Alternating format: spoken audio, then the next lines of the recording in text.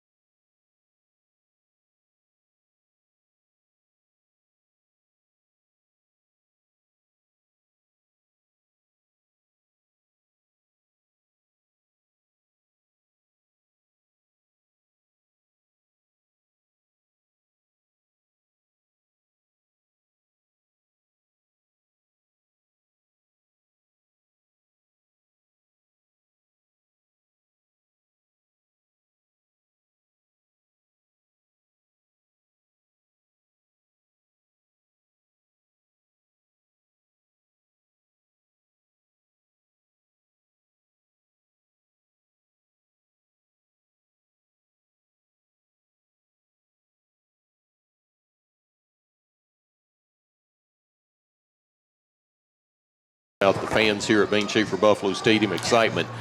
We saw more vertical passes downfield last week than I think we've seen in the past 3 years. We did, and one of the big reasons for that, Kent, is because of those wide receivers. Some of those new guys transferring in. Zach Phipps, who had a touchdown. Drew Zamar, felt like he was very impressive, very physical in his stature. Again, it's all about matchups with the new offensive coordinator for West Texas A&M, Justin Bain. Is he says, I want to find, especially early in the game in the first quarter, as I'm watching the defense and seeing what they're doing, is the Jimmies and Joes, right? And I want to find out where I can maybe exploit something on the defense, and so that's what West Texas A&M is going to try to do. Now, we talked about it being tied halfway through the third quarter. Kent, I think the glaring thing here for West Texas A&M, the glaring statistic, and just the key, and we'll get to the keys later in the game, in the pregame show, but it's on defense because for the Buffaloes, they did some good things early on, but as the game went on, they had a hard time slowing down the run game of Western Colorado. Well, guess what? Here comes another tough RMAC opponent in Colorado School of Mines who likes to do what? Run the football. They run the football, and we're going to talk about the Colorado School of Mines Ordiggers offense.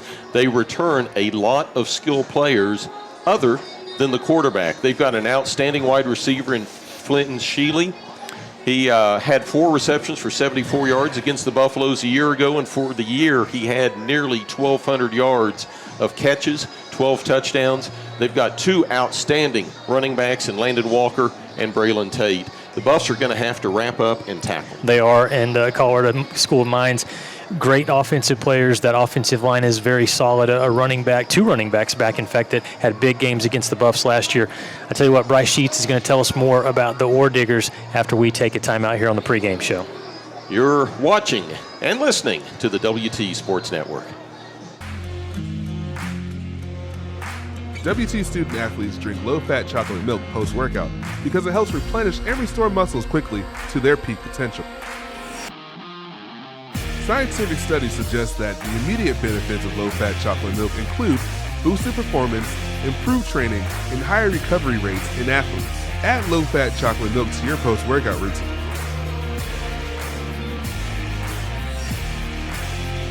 Go Buffs!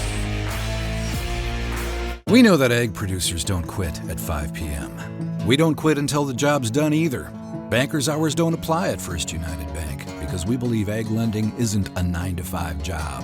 While you're out working the fields or managing the herd, we're making sure your money is working too. Whether it's for livestock, land, or equipment, we're one of the most dominant egg lenders in the state and have been burning the midnight oil since 1907. First United Bank. We know ag lending. We know ag. In life, things aren't scripted. If you're an athlete, we need people like you and translate those skills to officiating. You can get a lot out of it. It happens in every town, in every game. We never have a perfect game, but the rewards always outweigh the negativities.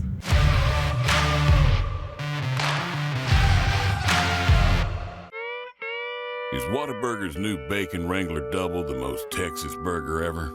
Well, it's got beef that's never from the freezer, always hot off the grill. Crispy onion strings, blue bonnets, football, Monterey Jack and American cheese, rodeos, chipotle aioli, big open road, stars at night, pickles, honky-tonks and bacon with a pinch of yee-haw.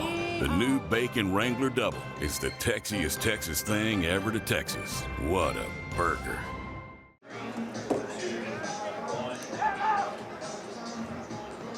Welcome back to Bain Schaefer Buffalo Stadium and the pregame show of tonight's matchup between the West Texas A&M Buffaloes and the Colorado School of Mines Ordiggers. Without further ado, let's go back down to the sideline and Bryce Sheets. All right, thanks, Kent. Thanks very much. Again, the Ordiggers come in. They are battle-proven from the standpoint that they have been in the playoffs for several years. Now, last year wasn't as strong a year for them. They still did fine in the RMAC, and so, again, they've got a lot returning this year. They've got over, let's start with the head coach, Bob Stitt. Bob Stitt kind of built this program from the ground up, and from that, what he did was able to get them into the playoff routine where they got for the first 15 years he was there, from 2000 to 2014. He got a chance to move on, went to Division I for a couple of years, and then went into private business for a little while before coming back and taking over the program this year. He's in the Ordiggers Hall of Fame, has 108 wins. He's the winningest coach the Ordiggers have. But what's special for them is on offense this year, as they have, 90% of their offense returning from a standpoint of wide receivers, running backs, the offensive line. 4 of the 5 offensive line starters are returning. They lost a great one last year, but still, when you have that many guys returning, that makes a big deal, obviously, for your quarterback. That's going to be the question mark, is what kind of experience does their starter have tonight? And for him, one of the things that he'll be looking at is he did get to play a little bit last year, but mostly in a mop-up role, so he really didn't get that in-game experience. They also have a transfer that came in from Southern Mississippi. That's where you kind of have one looking over your shoulder a little bit. So the big question for the Ordiggers then is what? Defense. That's going to be the big question. Still have a good solid front 3, I should say. Linebackers are going to be the question. They graduated 3 of their starting linebackers from last year. So that's going to be the big question mark, is how those guys can kind of gel together. The other question mark, too, is this is game number 1. The Buffs have already got that game, as you guys have already talked about.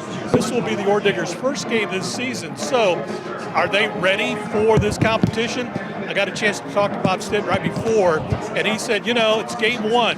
Now we're going to find out if we're ready to play or not. So from his standpoint, practices look great. Now it's game conditions, and it's on the road. So how do the Ordiggers do tonight here at Vane Schaefer? That's the big question, gentlemen. We'll see how it all comes out. Back upstairs.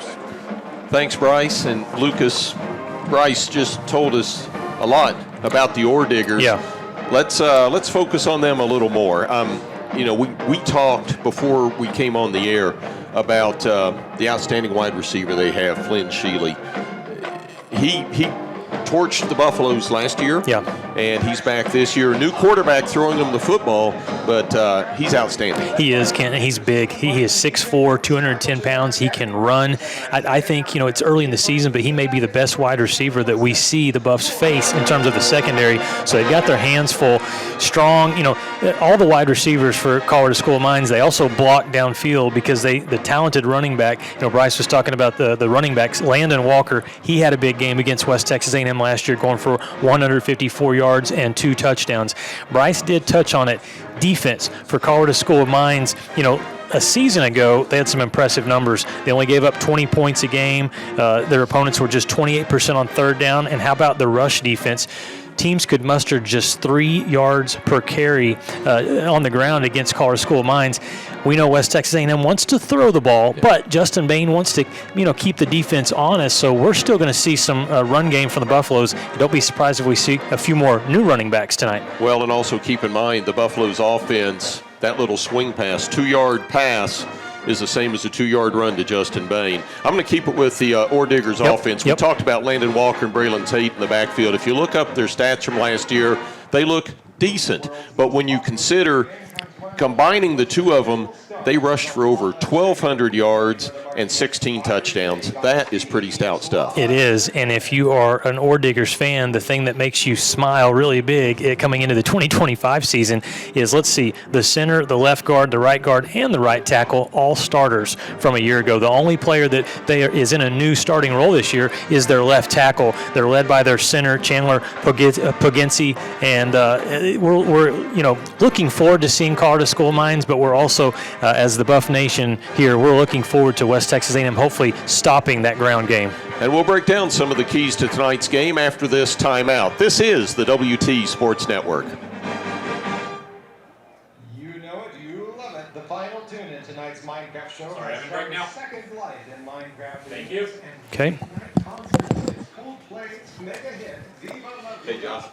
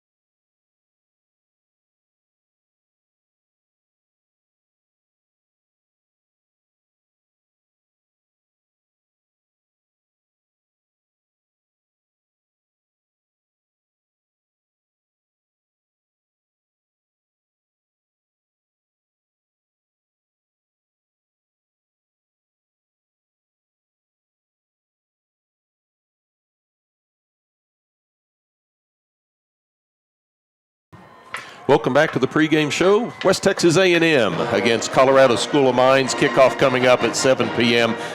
Lucas, let's take a look at what we think are some key factors to tonight's ballgame. I'm going to start it off. I'm going to take the easy route. I'm going to go with the Buffs quarterback, R.J. Martinez. Excellent job last week guiding the Buffaloes offense. Completed 22 of 37 passes. Had 2 touchdowns. Was not intercepted all night long. He also rushed 7 times for another 26 yards and a touchdown. And on his rushing touchdown, that was one where he called the play at the line of scrimmage. He checked off, saw what the defense had, and went right up the middle, took it to the house. R.J. Martinez's success tonight will be Buffalo's success. I totally agree. And I'm looking forward to the progression of this young man because he is so poised, so confident out on the field, works really well in the pocket, kind of just avoids those defenders, but he's got quick feet. He could take off and run if he needs to. All right, Kent, second key that I'll throw in here is I think we've talked a lot about the Buffs defense and how they have to stop the run. Well, how do you stop the run? I mean, it's harder than just simply saying that. Swarm to the football. There's got to be lots of guys. It can't just be that front 7. You got to have help from, your nickel back, Jamel Acosta-Lewis. You got to have help from those linebackers, which are new this year, replacing 3 starters from a year ago. It's a collective effort, and you better break down and tackle well because these are big, bruising running backs that are coming at you tonight from Colorado School of Mines. And Bryce, are you still down there? What do you think's the key to the game? If you got me, there you go. At least I can hear myself a little bit. If nothing else, you guys kind of touched on the big 2. The other thing is the wide receivers really had some great looks last week. They just dropped some balls. And so we really need the wide receivers to be able to come up with some key catches at the right time. And that's where they dropped some last week. So hopefully that will mature through tonight's second contest. Thanks, Bryce. Kent, one of the things that we, the 3 of us actually were talking about in our broadcasters meeting the other night in the living room was I think that for West Texas A&M, the third quarter, the way that it started, last week, Western Colorado, they went on an 8-minute-plus drive, and it wore down the defense. It was also just a little bit of shot in terms of the adrenaline and the momentum that the Buffs were carrying into the locker room at halftime. It was tied 21-21. West Texas A&M had the momentum. Western Colorado came out, 8 minutes. You can't do that. You have to get off the field on third down. And also, how about some turnovers tonight?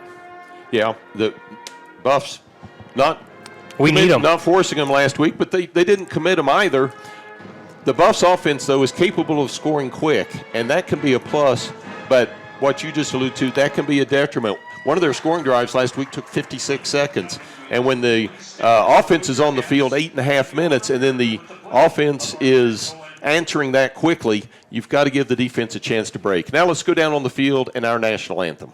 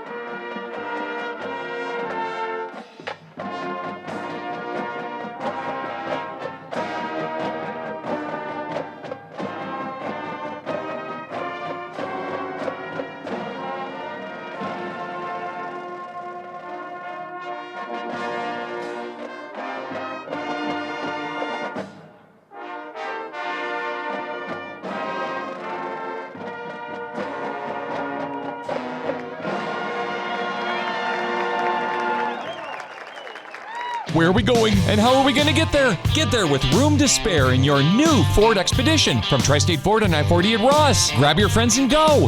Tons of new Fords are rolling in. Face the road ahead in a dependable truck, the built Ford Tough F-150. Looking for more horsepower? Saddle up the legendary Ford Mustang. Or how about a new Bronco or a Maverick? We've got your new ride. You'll find friendly hometown service every day at Tri-State Ford. Come see us on I-40 at Ross.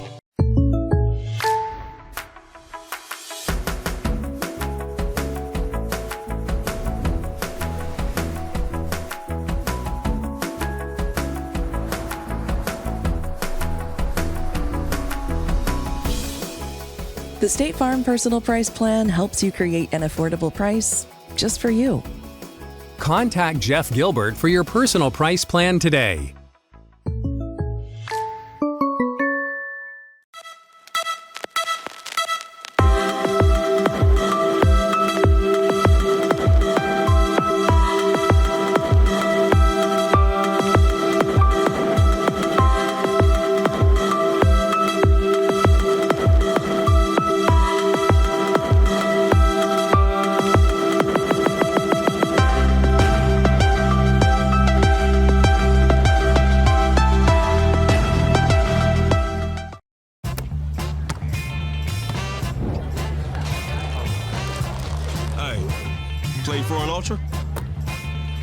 We playing for ultras? Brace you for an ultra? Put an ultra on it. Don't forget, there's ultras on the line. I didn't.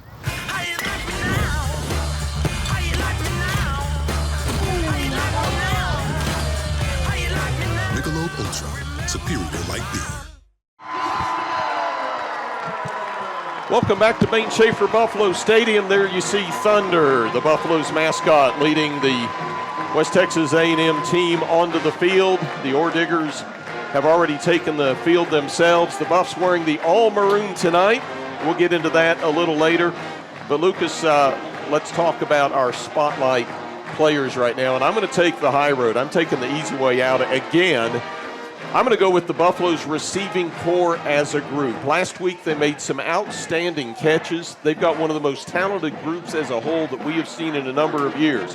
However, last week, R.J. Martinez, 22 of 37 passing, only 2 of his 15 incompletions were badly thrown passes. That means 13 of them were catchable, and the Buffaloes have admitted to that. The Buffaloes need to catch the balls that hit them in the hands. Yep, and you're talking about Zach Phipps, Drew Zamar, Jameer Roberts, Trevin Edwards, and company. Let's talk. Okay.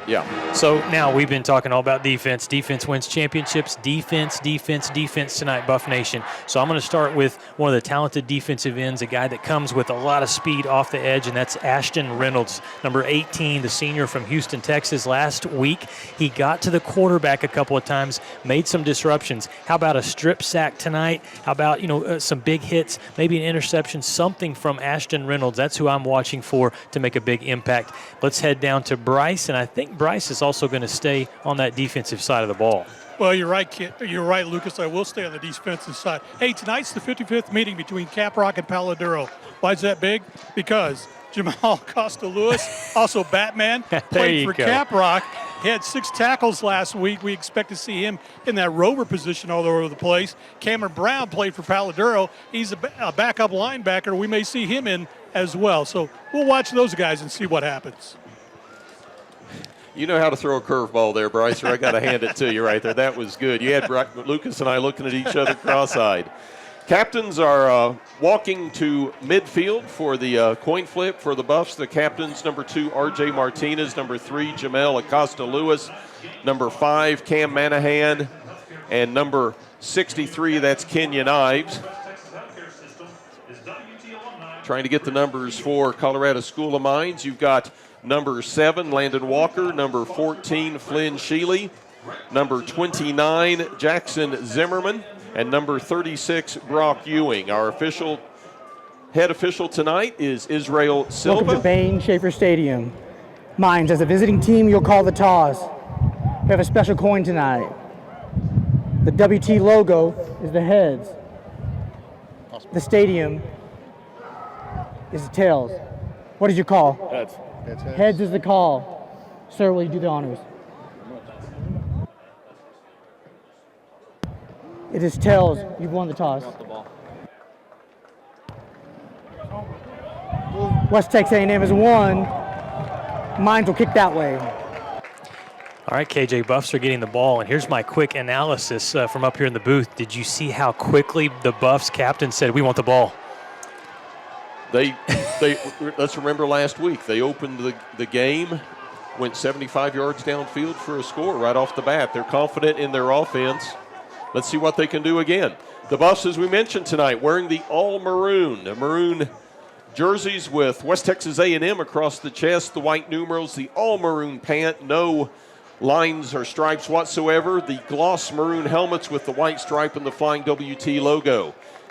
The Ordiggers wearing their road uniforms, all white, a very clean look, top to bottom. They've got the navy blue numerals and shoulder stripes.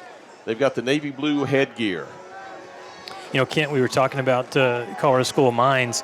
How about this stat? The last 4 seasons in the entire state of Colorado, which we were driving in last week. We drove a lot through it. Beautiful country. But the last 4 years, this program has the most wins of any college program, Division I, Division II, anything. They also have more wins than the Denver Broncos. Well, we might add, this is a team that has been in the NCAA Division II National Championship game twice in the last 3 years. They have. They've won a lot of games. And, of course, Bryce talked about it. Bob Stitt back for a second time. He's the all-time winningest coach in program history. Mines is going to kick off, and the Buffs are going to receive first. Matthew Ike to kick off, senior from Broomfield, Colorado. Back deep for the Buffs. On the near side's King Blanton. On the far side is going to be, it's going to come down to Blanton anyways. It goes through the end zone, out of play. So it'll be a touchback. Buffs will take over at their own 25-yard line. Let's take a look at our starting lineup first for the West Texas A&M offense. You've got that front line of Ives, Fulton, Maston, and Barraza. Castaneda on the right tackle. Martinez in the backfield along with Hibbler. The wideouts will be Phipps and Zamar. The Ordiggers line up in a 3-4 or a 4-2 rather defensive alignment. Yeah, they're going to walk the outside linebacker up. Krawcheck, the nose guard, flanked by Caggiano and Sanders. Martinez with an empty set backfield in shotgun as the Buffs take over 1st and 10 from the 25-yard line, and we've already got a flag on the play. We do, and it's a delay of game, Kent, but that's bizarre because 5-yard penalty. Colorado School of Mines actually almost had a penalty. They had 12 men on the field and got a late substitution in. By the time that player got off the field, the play clock was down to 0, so really mistakes by both teams before there's ever a snap. But unfortunately for West Texas A&M, they're on the losing side. They go backwards 5 yards. And this is an Ordiggers team you cannot make mistakes against because they will not beat themselves. So, 1st and 15. And last week, the Buffs had 9 penalties. Only 66 yards covered in the penalties, but 9 penalties. Can't do that. Buffs going from north to south. Wind out of the southwest tonight, 15 to 20. 90 degrees at kickoff time. Passing the flat to King Blanton. Gets across the 20 to the 25, out to the 29-yard line when he's taken down. And quickly, as we saw last week, the Buffs, no huddle, up to the line of scrimmage. Good to see them getting King the ball. Did not get a catch last week. Let's do it again. It worked once. Blanton dives forward, picks up another 3 yards. It's a good job by Brady Zingelman, one of the outside linebackers coming up, making a sure tackle. Buffs going quickly, 3rd down and 2. Empty backfield.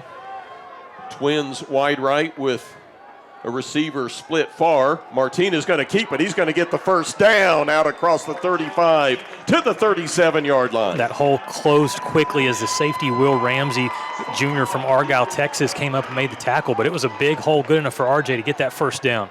Call it the 36 as Martinez drops back, comes out right side. Nice catch Out here on the near side, Drew Zamar. My man Drew Zamar, Kent, that would have been a catch in the Thursday night NFL game going on tonight because he got both feet in bounds. That was beautiful. And the Buff coaching staff on that last play, they were frustrated, felt like Colorado School of Mines actually jumped off sides. 5-yard penalty. They did catch a penalty, and it was substitution infraction. So right now, the Ordiggers trying to get subs in and out and not able to do so with this hurry-up offense. Good start. This looks similar to what we saw last week in Gunnison, Kent. It's all about sustaining the momentum. Got Hibbler in the backfield along with Martinez right now. Zamar, Spencer Hensley, the transfer from Arkansas, as well as Trace Carlton to the near side. Far side of the field split out, Jaden Hibbler, normally the running back. He was in the backfield, now he's split out far. Martinez in shotgun, looks right, throws right. It's complete, near side. That's going to be Trace Carlson with the catch. Picks up 4 yards. Yeah, Clarkson, good catch. And he had good blocking in front, and because of that penalty, now it's just second down and about a half yard to pick up this first down. Last time in short situation, Martinez kept it himself. Who needs a running back, right? 3-man front for the Ordiggers. Martinez takes a step, right side, Clarkson again, first down, breaks a tackle across midfield to the 48-yard line. Well, what the Buffs are doing, Kent, they've got their big tight end, Spencer Hensley, split out. He's in the middle between 2 receivers, and so essentially he's taking on the defensive back, and it's working well, just like a run, they just throw it short out to the receivers. The Buffs have found something on this near side. Every pass has come to the right side of the field. Martinez with the empty backfield. 2-step drop, looks over the middle, it's complete! That's Hensley down to the 31-yard line. And Kent, that was a strike. Great pass from RJ. Spencer Hensley, I was just talking about how they're using him as a road grader out here blocking. Well, he ran the slant, was open, and great hands for the first down on the catch. Hensley's first catch of the season. Martinez rolls right, looking, throws it over the middle. It's complete down to the 11-yard line. Flag in the backfield. We may have an illegal block in the backfield by WT. Let's wait and see. Oh, I hope not, because that was a beautiful dime that RJ just tossed in between 2 defenders, landed it into the hands of Drew Zamar. I think this may go against the Ordiggers. This may be a late hit. Roughing the quarterback. Defense, number 91. Tap the distance to the goal. That's what it was. Automatic first round. Just a beautiful throw, and that's the thing we saw last week from RJ. When he scrambles out of the pocket, Kent, he's not tucking it and looking to run. His eyes are down the field. His receivers know that, so they find the open spot in the zone where they can get open, and that is a great, great play for the Buffaloes. Now, 1st and goal. Let's punch this thing in. From the 5-yard line in the red zone, West Texas A&M. And right now, this Ordigger defense, Kent, which has a lot of returners, especially in the secondary where they've got some good players, they look like they're trying to figure out what's going on.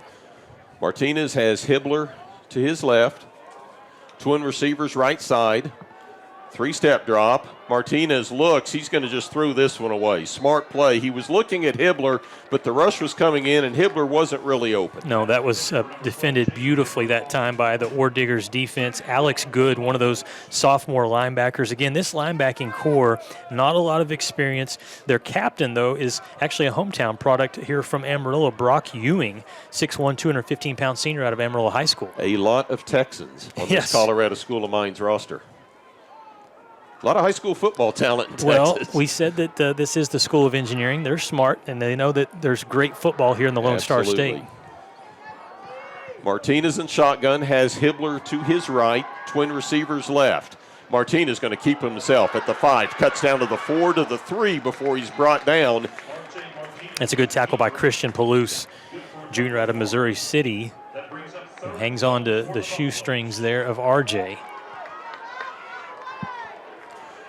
Quickly again, Hibbler to the right. Martinez keeps it at the 3, dives forward. He's close. They're going to call him down. Note they say he's in the end zone. Touchdown, Buffaloes. He picked up a nice block from his running back, Jaden Hibbler, and then he shows his elusiveness, made one little sidestep, and then was able to keep his knee in the air, get that ball across the goal line, and what a great opening drive here for West Texas A&M. For the 2nd consecutive week, the 2nd game of the season, the Buffs have scored on their opening drive with a touchdown. Now on for the point after for the Buffs. It's going to be Preston Gregg. Levi Crowder. Crowder's out there, 56, yes. Crowder's kick is up, and it's good. 12:19 to play. First quarter, Buffs lead it 7-0. This is the WT Sports Network. The team at Golf Headquarters is ready to improve your game. Did you know at Golf Headquarters we have the best selection? Did you know we offer same-day re-gripping and next-day reshafting? Did you know we have shoes, and more shoes? Did you know we have golf balls for days? Did you know we can fit your game? Did you know we love golf and want you to play better? Did you know we take trade-ins? So now you know. Come to Golf Headquarters. Choosing the right countertops for your kitchen can be tricky. Nowadays, there are hundreds of colors, patterns, and textures and materials that range from natural to engineered stone. Marble Depot is here for you throughout every step of the process. And yes, we do have a lot of options that might make that decision a little harder, but we're also going to ask the right questions so that you get the most out of your investment. So come by our showroom and let us help create what you've been dreaming of. They have 4. Preston Gregg on to kick the ball away for the Buffaloes last week. Every time he kicked it, it went through the end zone. This one's going to do the same. It'll be a touchback for the Ordiggers. 1st and 10 from the 25. Let's go down to Bryce Sheets. I'll tell you what, Kent, what we saw on that drive was what we have talked about last week and this week. It's just how good R.J. Martinez is from the standpoint that when he got that pass complete to Drew Zamar, it was he looked him off and nodded with his head for him to break his pattern and head upfield. And again, that's just veteran experience right there. He completely looked strong in that drive, and again, no hesitation in diving into the end zone. So again, we talked about it last week on the road. Looks just as good at home. And Joseph Capra at quarterback, hands off immediately to Landon Walker, comes off left tackle, picks up about 4 yards. Yeah, this is what Colorado School of Mines wants to do. Preseason All-RMAC, Landon Walker. He is 6'2", 225 pounds out of Fort Worth, Texas, and last year torched the Buffaloes for nearly 150, 5 and 2 touchdowns. Capra in shotgun. Walker in the backfield. Handoff goes to Walker. He's across the 30 out to about the 34-yard line before he's wrapped up there. Jamel Acosta-Lewis, the safety, the nickelback, came in and made a good stop.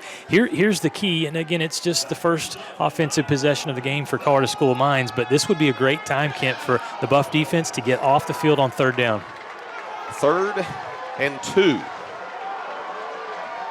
And 11:26 to play. Watch for Walker swinging out. They like to throw to him as well. Capra back, looking to the right. Pressure on. He's hit in the backfield and dropped. Leans forward, may have gotten back to the line of scrimmage, but that's going to bring up 4th down, and you're prophetic, Lucas. Well, Ashton Reynolds, along with Sosa Sakimi, were able to do the job, beat that offensive line of the Ordiggers, and just kind of muck it up. There wasn't any way that Joseph Capra could get outside the pocket. You did see the running back flare out, Landon Walker, but he couldn't see him. Lucas LeSueur, redshirt freshman from Walnut Creek, California, back in punt formation for Colorado School of Mines. Jayden Hibbler standing at the 15-yard line for WT. Slight crosswind, but the west stands at Bain Schaefer Buffalo Stadium protect the wind well. It's a tight spiral, which Hibbler's going to let bounce, and it goes out of bounds inside the 2-yard line. That's a big mistake right there, Kenton. Hibbler's walking off, and as coaches are going to talk to him, he has to come over and field that football. Plenty of time as that ball was up in the air. It was an excellent punt, but he watches it go what he thought was going to go through the end zone. Instead, it went out of bounds at about the 1-yard line. Timeout on the field. We've got a timeout on the field. We'll take it with them. This is the WT Sports Network. When I got out of bed to take a step, I collapsed, and it turned into osteomyelitis. My leg was amputated. It was within 2 days of being dead. I can say Northwest saved my life.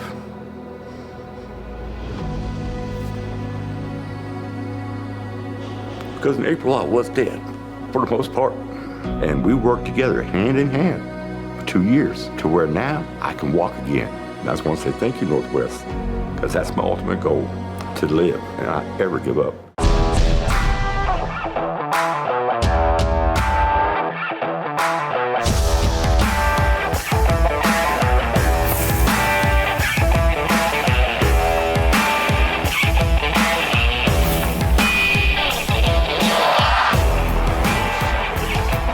best tailgates start with the best beef, and the best beef starts with Market Street. Market Street, where we do beef the best. Welcome back to Bain Schaefer Buffalo Stadium at First United Field here in Canyon, Texas. The Buffs went on 11-play, 75-yard drive, took 2 minutes, 41 seconds, scored 7-0 lead. The defense, 3 and out, forces a punt, everything going well, except for the fact, Kent, that the Buffs are going to start from their own 1-yard line as you look at the Colorado School of Mines defense, which I know was getting coached up on the sideline in between those last series there because they were running around trying to cover these Buff receivers. Well, we'll see what they do with the Buffaloes facing 98 yards. Yeah, two-yard line. Martinez in shotgun. Hibbler to his left. Wide receivers split left and right. Martinez looks left, comes back to the right, goes over the middle, overthrows King Blanton at about the 25-yard line. Yeah, you got to be careful here with your quarterback in his own end zone. Offensive line, you can't pick up a holding penalty or that can result in a safety. Good coverage that time by the Ordiggers cornerback, Jackson Zimmerman. He's a senior from Highlands Ranch, Colorado. Had 31 tackles and 1 interception a year ago. 2nd and 10 for the Buffaloes. Need some yards to get out of the deep end of their field. See if they don't go with a running play. Hibbler back there is the running back. But, of course, here's Colorado School of Mines bringing up some extra defenders. They may try to blitz. Play action. Looks left. Now Martinez rolls right. Looking, throws it back across the field and kind of bounced that in. I think he knew that play was going nowhere. The intended receiver, Trevin Edwards, but Martinez bounced it. That was great defense by Colorado School of Mines. And look at this. You see 4 or 5 different players that they're going to sub in as they try to keep their defense fresh, knowing the tempo that West Texas A&M wants to play with. But this is a 3rd down and 10 right now that the Buffs would really like to pick up. Otherwise, they're punting deep in their own end zone. Buffs come up to the line of scrimmage. 5 minutes into the first quarter, Buffalo's leading 7-0, having scored on their first drive. Martinez sends Edwards in motion, Hibbler in the backfield. 3-step drop. And again, there was a heavy rush that time by the Ordiggers, and Martinez threw it away to avoid a sack, and the Buffs are going to be punting deep in their own end zone. Yeah, and again, I go back to, I know it's early in the game, but the mistake from Jaden Hibbler to not cover that punt, it's going to cost the Buffs a little bit there. And also on that last play, fortunate that R.J. Martinez did not step out of bounds. He was very close. James Ingham on to punt it away. Had a 49.5-yard average last week with a long of 50. And the Buffs could sure use that now. Back deep for the Ordiggers. Connor Mickelson. He's standing at about the 43-yard line, and play clock has expired again. Delay game. Offense. Half the distance to goal. We'll move it from the 2 4th back down. to the 1. Yeah, you don't want to take the time out there, but it looked like the Buffs did not have the correct personnel on the field, so it's kind of worrisome in this situation. So, Ingham back again. He's got his heels literally an inch away from the end line. They got to be careful. 4 block kicks a season ago from this Ordiggers unit. Gets the punt away. It's a wobbler. Bounces at the 32-yard line and goes out of bounds. That was one where the West Texas A&M punter, James Ingham, could not take, what the punter is normally going to have that extra step to get the full power into it because the rush was coming right into his face. So just kind of had to short kick it, if you will. If you're golfing, you're chipping right there. that was a half swing on the pitching wedge that did not get to the green, by the way.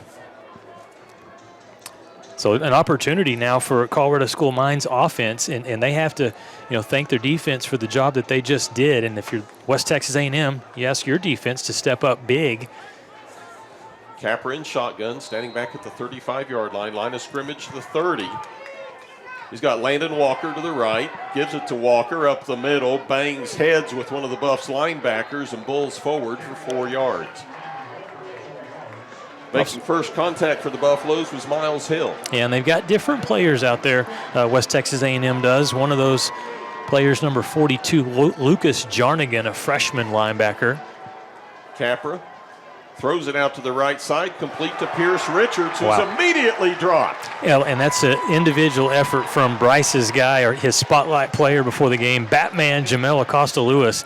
That's a one-on-one play where the receiver is supposed to block him, and then that springs his buddy, the other wide receiver, to go to the outside, but Lewis went right through the block and made a great tackle for a loss. Buffs, of course, the base offense is a 4-2, or defense is a 4-2-5, just two linebackers. They run a nickelback who's more of a cover man than an inside backer. You just said nickelback and cover band. I like it. Capra throws right side, complete again to Richards. Picks up about 5 yards, where he's going to be knocked out of bounds inside the 25, down at the 22-yard line. Yeah, he's short, but no hesitation here from Bob Stitt. They bring up 4th and 2. Change up running backs. Let's get an extra big man tight end in the game, and here comes an extra offensive lineman. A big offensive lineman, Zach Morris, 6'4", 300-pound senior from Costa de Casa, California. I think they just brought in Blaster the Burrow as well. We saw enough of him last year. Handoff goes to Walker. He gets across the 20 to the 15-yard line. Oof, that worked. It worked well. Huge hole opened up right up the middle. Tackle made by David Dominguez, but not before 7 yards down the field was the running back Walker. Make the line of scrimmage to 13. Capper gives it to Walker. Inside, now cuts outside. Met by a host of Buffaloes at about the 10-yard line. Call it a gain of 3. Phoenix Tusa, defensive lineman, slides down, plays it perfectly, sheds the block. He's a 315-pound junior out of Long Beach, California. 3 tackles last week against Western Colorado. And just like Colorado School of Mines is rotating defenders, the Buffs are as well, especially on the front. 2nd down 7 for Colorado School of Mines. Approaching 8 minutes to play in the first quarter. Buffs leading 7-0. 3 backs in the backfield, including the tight end. The handoff goes to Braylon Tate for the first time. Inside, cuts it outside, touchdown, Ordiggers. Great effort from the running back, Braylon Tate. But that one looked a little bit like what we saw too much of last week in Gunnison, and that is the Buffaloes just not completely wrapping up. Strong run for Tate, the junior from Broomfield, Colorado, as we can see on the video here. He was never really touched. He ran into the back of his offensive lineman there, Ben James, and then shot outside. Nobody caught him. Yeah, this 1-2 tandem here of Landon Walker and Braylon Tate, 2 really strong, talented running backs. Kyle Preston on for the point after attempt. He makes it, and that ties it up 7 apiece. 7:54 to play first quarter. West Texas A&M and Colorado School of Mines tied at 7. This is the WT Sports Network.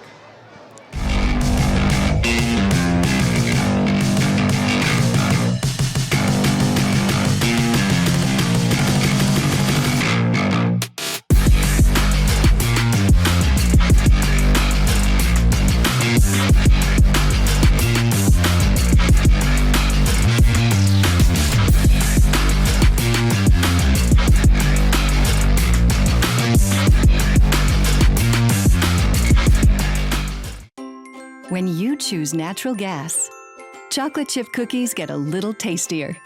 Homes get a little cozier. Bank accounts tend to put on some weight. Towels get fluffier. Showers stay hotter for longer. And our blue planet gets a little greener. When it comes to choosing energy that's clean and efficient, nothing else could be more American. Atmos Energy, your natural gas company.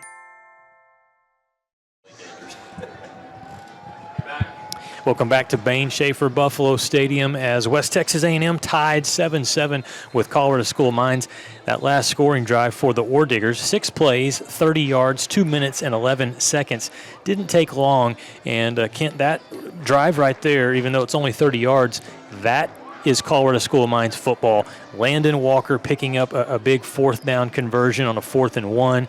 Braylon Tate gets the touchdown run, and you noticed something there that they were able to exploit against the WT defense. The Ordiggers had at least 3 runs. 2 of them were by Landon Walker, and then the touchdown run by Braylon Tate, where they ran inside the tackle and then saw something outside, bounced outside, and picked up positive yardage once they got outside. Here's the kick. It's going to sail through the end zone over the head of King Blanton. Touchback, West Texas A&M, and the Buffaloes will take over 1st and 10 from their own 25-yard line. 7:54 to play first quarter. We are tied at 7. That's the kickoff specialist, Preston Kyle, with a strong boot, as well as Colorado School of Mines kind of does the same thing. They have their kickoff specialist, and then they have their field goal kicker, Matthew Ike, who's a really good one, a senior, second-team All-RMAC. Okay, so here's R.J. Martinez, hot start, 7 for 11 so far, passing 65 yards. If they can get back on track like the Buffs were able to do in their opening possession. Empty backfield. Twins left, triplets to the right. Martinez goes left. That pass is out, complete, caught by Torrey Simmons, breaks a tackle, picks up yardage out to about the 28-yard line. Great effort by Simmons. Looked like he had nothing there, and he made something happen. It did. Will Ramsey, the safety, looked like he was going to run him down for a loss. How about the same formation? Martinez fakes left. He's going to run.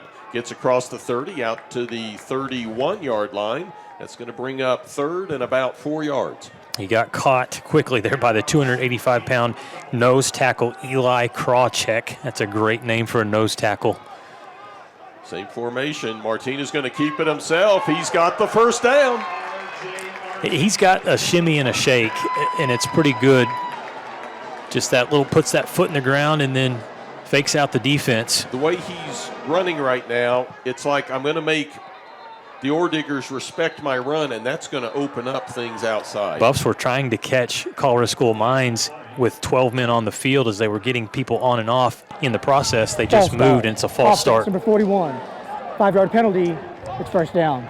Second penalty of the game against West Texas. You know, when you run the up-tempo offense, Kent, it reminds, we do a lot of basketball games. It's kind of like the fast break team that's going to have some turnovers throughout. I mean, you don't want to pile up these penalties, but there's going to be some times as you're trying to gas the defense that you do make a few of those errors. You mentioned basketball. These are two schools that have some pretty salty basketball programs as well. I know do. Our good friend Pryor Orser's watching us back in Golden, Colorado. We want to welcome everyone, whether you're in Texas, Colorado, or all around this great nation.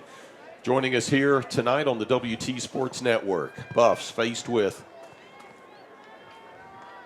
long game to go. They complete the pass out on the right flat. It's going to be complete to Trace Clarkson. On the field, as the ball carries down prior to it coming out, it's second down. Everyone's in the hurry up, including our referee, Israel Silva. It's going to be gassed. Martinez looks left, runs up the middle, picks up about one, hit hard. Yeah, he was. Coming up, making contact, Brady Zingelman. That previous pass to Clarkson, Kent, between all those white jerseys, R.J. Martinez, I really like the way the ball comes out of his hand. Martinez looks right, throws right, complete at midfield, first down Buffaloes. Nice catch there, Drew Zamar. It's a great throw and catch. The good thing about that one is Zamar, on plays like that, when you're so close to the sideline, you have to have that field awareness. You can't accidentally have one of those big foot, on the line, and he did not. He knew right where he needed to go. He's keeping both feet in. Yes. Buffs looking over to the near sideline for the play. Clock stopped at 6:01 to play in the first quarter. We are tied 7-7. Buffaloes and the Ordiggers. Buffaloes already over 100 yards of offense, 85 through the air. 1st and 10 for WT at midfield. Here's Jaden Hibbler. Gets to the line of scrimmage, picks up about 1 yard, and that's where his progress is stopped. And again, we were talking about this last week. We love Jaden Hibbler, runs about as hard as he can, but he's listed at 5'7", 165 pounds. Play action, pass complete to Zamar. He's hit at the 50, breaks it to the 55, down to the 42-yard line.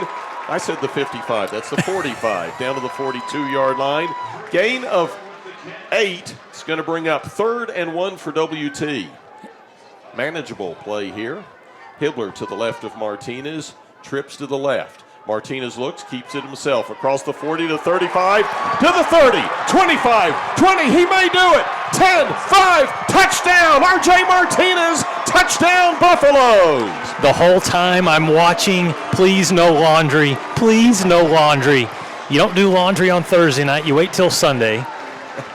And R.J. Martinez able to use his athleticism and speed. And Kent, the offensive line, look at the blocking from the big Buffaloes. And from here, it's all RJ. I told you in the pregame, number 2, he is a special signal caller, RJ Martinez. Levi Crowder on for the point after. Out of the hold of James Ingram, Stone Dean, the long snapper. Buffs looking to go up 7. And I believe the play clock expired again, Lucas. Prior to the snap, delay game. Yeah. Offense, 5-yard penalty, retry the down. All right, Kent, you're in charge of this stadium in terms of the maintenance and all this. You need to go down there and tell them Slow the clock down. Well, or tell these guys this is where one play clock is on this side, this is where the other one is. I did that before the game at Gunnison last week because their play clocks are integrated into their scoreboard, and the numbers, whereas they're red here at Bain Schaefer, up there they were white along with the rest of the scoreboard numerals. But here, they're plain as day. So let's just back it up. Other duties as assigned right there, That's Kent it. Johnson. Crowder puts his foot into it. It's 5 yards longer, but it's up and good. 5:07 to play first quarter. Buffs back up by 7. They lead it 14-7. This is the WT Sports Network.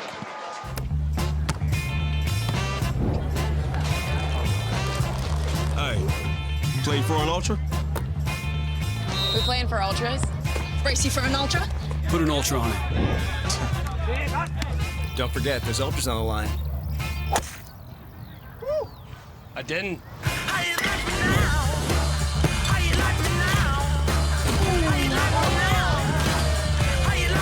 Michelob Ultra, superior light beer. Need more business? Choice Media is your local outdoor advertising solution, helping businesses grow since 1992. After 31 years of business, Choice Media has both static and digital billboards throughout Texas, New Mexico, and Oklahoma. Billboards are the best choice when trying to grow clientele or promoting brand awareness. Contact Choice Media, your local advertising company, at 806-352-6585 to speak with a billboard expert today. That's 806-352-6585. Well, Axel Richard took Preston Gregg's kickoff on the goal line, ran it out across the 30-yard line to about the 32 is where they're going to mark it down. So a nice return by Axel Richard to set up the Ordiggers offense. West Texas A&M, the scoring drive. Let's go 9 plays, 75 yards, 2 minutes, 48 seconds, capped off with the long run by R.J. Martinez for the touchdown on, again, excellent blocking. That West Texas A&M offensive line, Ives, Fulton, Hunter Maston, Andres Barraza, and Nico Castaneda, excellent job moving bodies. Capper back, looks right, he's going to keep it. Gets out to the 35, heads to the sideline, steps out of bounds. I believe it's just shy of the 40-yard line. Well, how about the sophomore from Denver, Joseph Capra, showing, hey, I've got some wheels as well. It's interesting tonight, Kent, he is the first Coloradan to start a season opener since 2013. The last player from the state of Colorado on this Ordiggers team to do that, Matt Brown from Limon, Colorado. Second down, about 3 yards. Capra hands it off to Walker, who gets across the line of scrimmage, out across the 45 to the 47-yard line. Now, those are the tough runs right there. When the Buffs linebackers and defensive backs are catching Landon Walker 6 yards down the field. Walker, a 6'2", 225-pounder from Fort Worth Keller Central High School. He'll be to Capra's left, tight end right. Handoff goes to Walker, starts right, goes left, caught at the line of scrimmage, brought down maybe a gain of 1, but good swarming defense there by the Buffaloes. And that was an excellent play by number 40 for the Buffaloes, Camden Raymond, who came in, and if you're going to tackle Landon Walker, you're going to do it 5 pads and down. You don't want to go high on him, or he may end up on a highlight reel of Landon Walker's, but that time it was a perfect tackle for the Buffaloes. Walker flanks Capra to the right. Capra in shotgun. 3 receivers right side, 1 to the left. Capra, 3-step drop, looks left, goes deep. Trying to get Axel Richard, almost comes down with it. Incomplete there with the defense for the Buffaloes. DJ Shaw. You know, you don't see Colorado School Mines go for the long ball often. but that's what they do. They will lull you to sleep because it's run, whether it's with the quarterback or with these talented running backs. And it was a nice job by the Buff secondary of being aware. 3rd and 9 for the Ordiggers. Who we haven't called yet, Kent, is Flynn Sheely. I was thinking the same thing. In the backfield right now with Capper is Braylon Tate. Capper back. Looks right, he's going down! He lost the ball. Fumbled, picked up by Tate. He's still going loose. Now there's a flag on the field. Tate goes down behind the line of scrimmage. Loss of 5 yards. Let's see what the laundry is. But good penetration by the Buffaloes. This is great penetration, and it's going to go from what looks like a great play for the Buffaloes to what I think is going to end up being a face mask against West Texas A&M unless they change this. Personal foul, face mask, 15-yard penalty from the previous spot, automatic first down. That's a mistake. That's just a mistake right there. I know that you're playing with effort, but look, the ball pops out. It's recovered in the air by the running back, Tate, and then in the process, here come the defenders, and it was Camden Raymond that got out of position. His right arm comes back, grabs the face mask instead of Kent, what would have been 3rd or 4th down there. It was going to be 4th. 4th down and long. Instead, it's 1st and 10 into Buffalo territory at the 37-yard line. And this is the type of play the Buffaloes can't sustain. Capra hands it off, coming to the left side. Braylon Tate gets the corner, dives across the 30. Brought down by Miles Hill. The left side of the offensive line was doing work right there. You had pulling linemen coming out in front of Tate, the running back. Give credit to the left guard, Cade Meyer from Frisco, Texas, and his fellow Texan buddy, the left tackle, Tyson Kestner, the only player who was not starting a year ago. He looked really good on that play. Capper in shotgun has Pierce Richards on one side. He's got the tight end, Blake Smotherman, on the other. And in the backfield, Landon Walker. The handoff goes to Walker. He cuts back. He's going to be drugged down.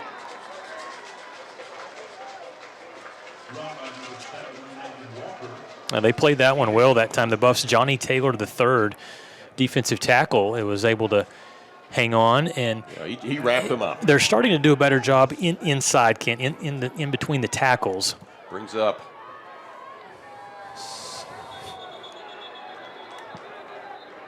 First and 10 for the Ordiggers as both teams point at each other. Yep. There's laundry on the field. Andre Johnson came across. Was he? Offside. Defense number 14 in the neutral zone. He was pointing at the left tackle. First down. Tyson Kestner saying that he moved and drew me off, but that was not the case. And early on, Kent Buffs up by a touchdown, but I'm telling you, the mistakes and the penalties that are, they are. Andre Johnson, 6'1", 230-pound junior from Dallas, transferred from Washburn University, had 3 tackles, including one for -3 yards last week against Western Colorado. 1st and 5 for the Ordiggers. Capper keeps it. Now tosses left side. Richards gets across the 20 down to about the 16-yard line. That's going to be enough to move the sticks. Yep, good play right there by the Ordiggers, taking advantage of some miscues, and they get inside the red zone where they are very good. As a unit last year, 31 of 40 scoring red zone touchdowns. 1st and 10 for the Ordiggers from the Buff 16. There's a pass over the middle, and it's going to be holding or interference against the Buffaloes. DJ Shaw had the defense against the name that we were waiting to call, Flynn Sheely. And I think we're going to have a defensive penalty. Pass interference, defense number 24. The ball replaced at the spot of the foul, automatic first down. Yeah, if that Quest Shaw does not hold on there, that's a touchdown, most likely to Flynn Sheely. Trying to take advantage of the big target, the 6'4", 210-pound senior last year, second-team All-American. He is this year on a watch list for the East-West Shrine game. He is a player that, honestly, a lot of NFL scouts like. And you can tell which one he is tonight, Kent, because he has the bright... We talk shoes, don't we? We do. We like the shoes. He's got the neon orange. Has the neon orange gloves as well. Capper in shotgun. Walker to his right. Goes off right side, passes complete to Pierce Richards, gets around the corner. Did he get in? Yes, touchdown, Colorado School of Mines.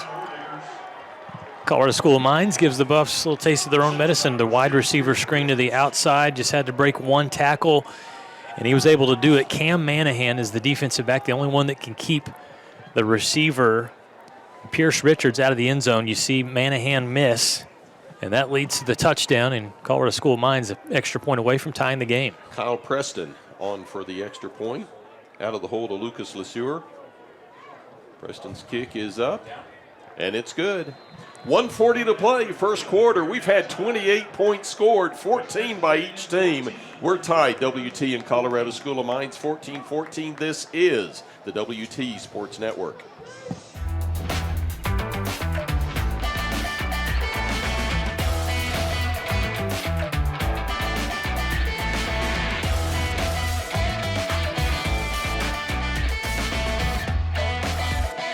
Jenkins Doors and Windows began serving the Texas Panhandle in 1927, and we take pride in being a part of your neighborhood. We don't use false promises or gimmicks. We simply offer quality doors and windows at a fair price, and we stand behind every sale. Jenkins is family owned and operated, and proudly continues the traditions of quality and excellence that started over 80 years ago. Call us at 372-4336 or stop by our showroom at 820 West 6th and let our knowledgeable staff help you pick out the perfect doors and windows for your home. Original, never compromise. Nobody can mess with my copyright. Make it look easy and don't have to try that. Go and get it. Go and get it.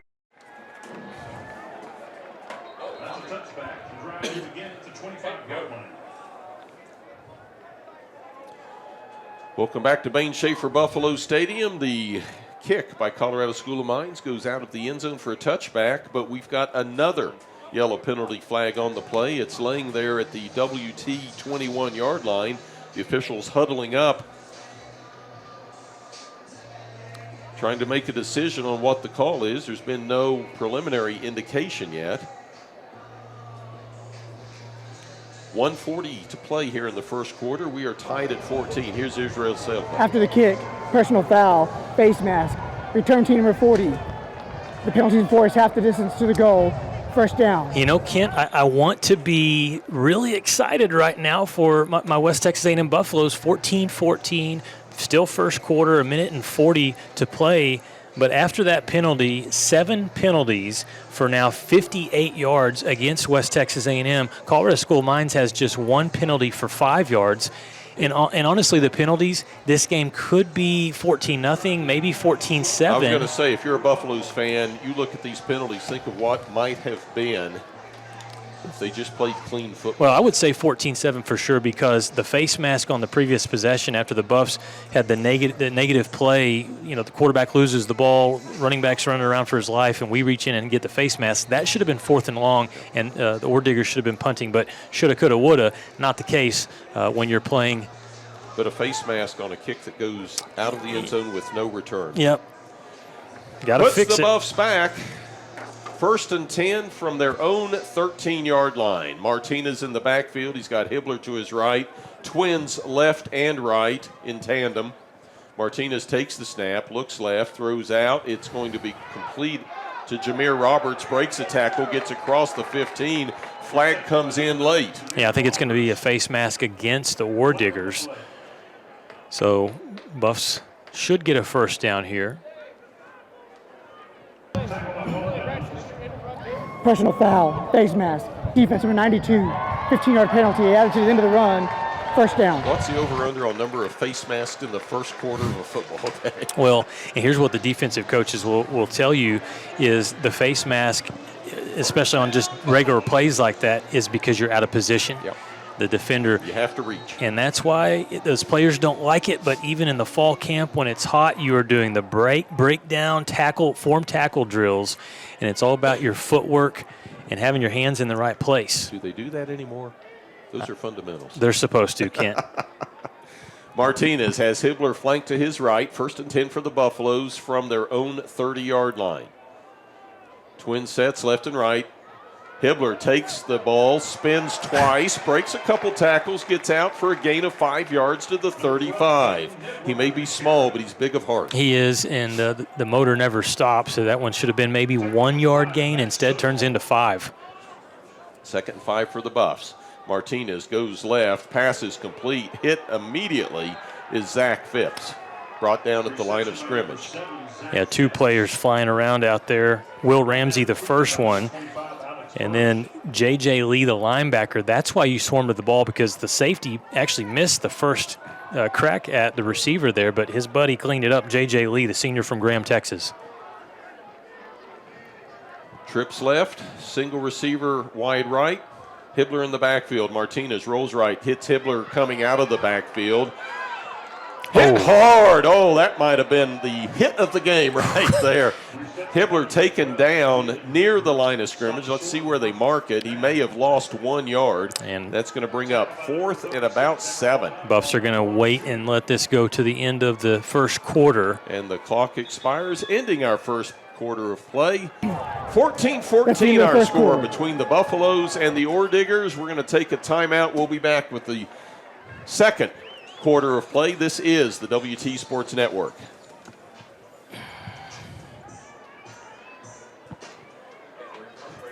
Okay, Bryce.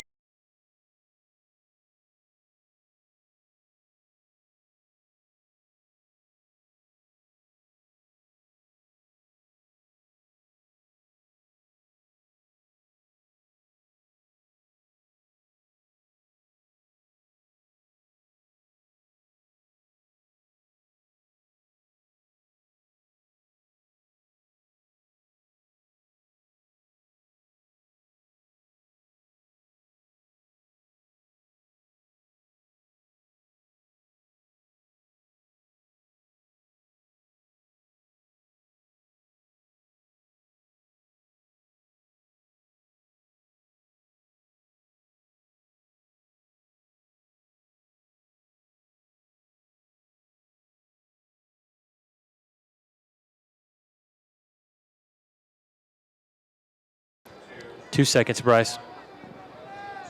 Down to you. Well, welcome back as we get set for quarter number 2. And for both teams, the offensive coordinators are going, yeah, this isn't too bad. Defensive coordinators are pulling their hair out.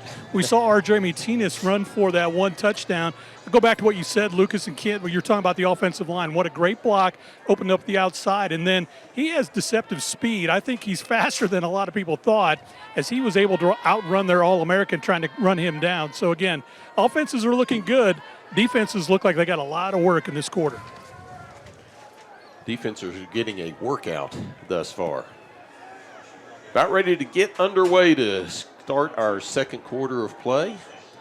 Back in punt formation for the Buffaloes, James Ingham. Deep to receive for the Ordiggers, Connor Mickelson.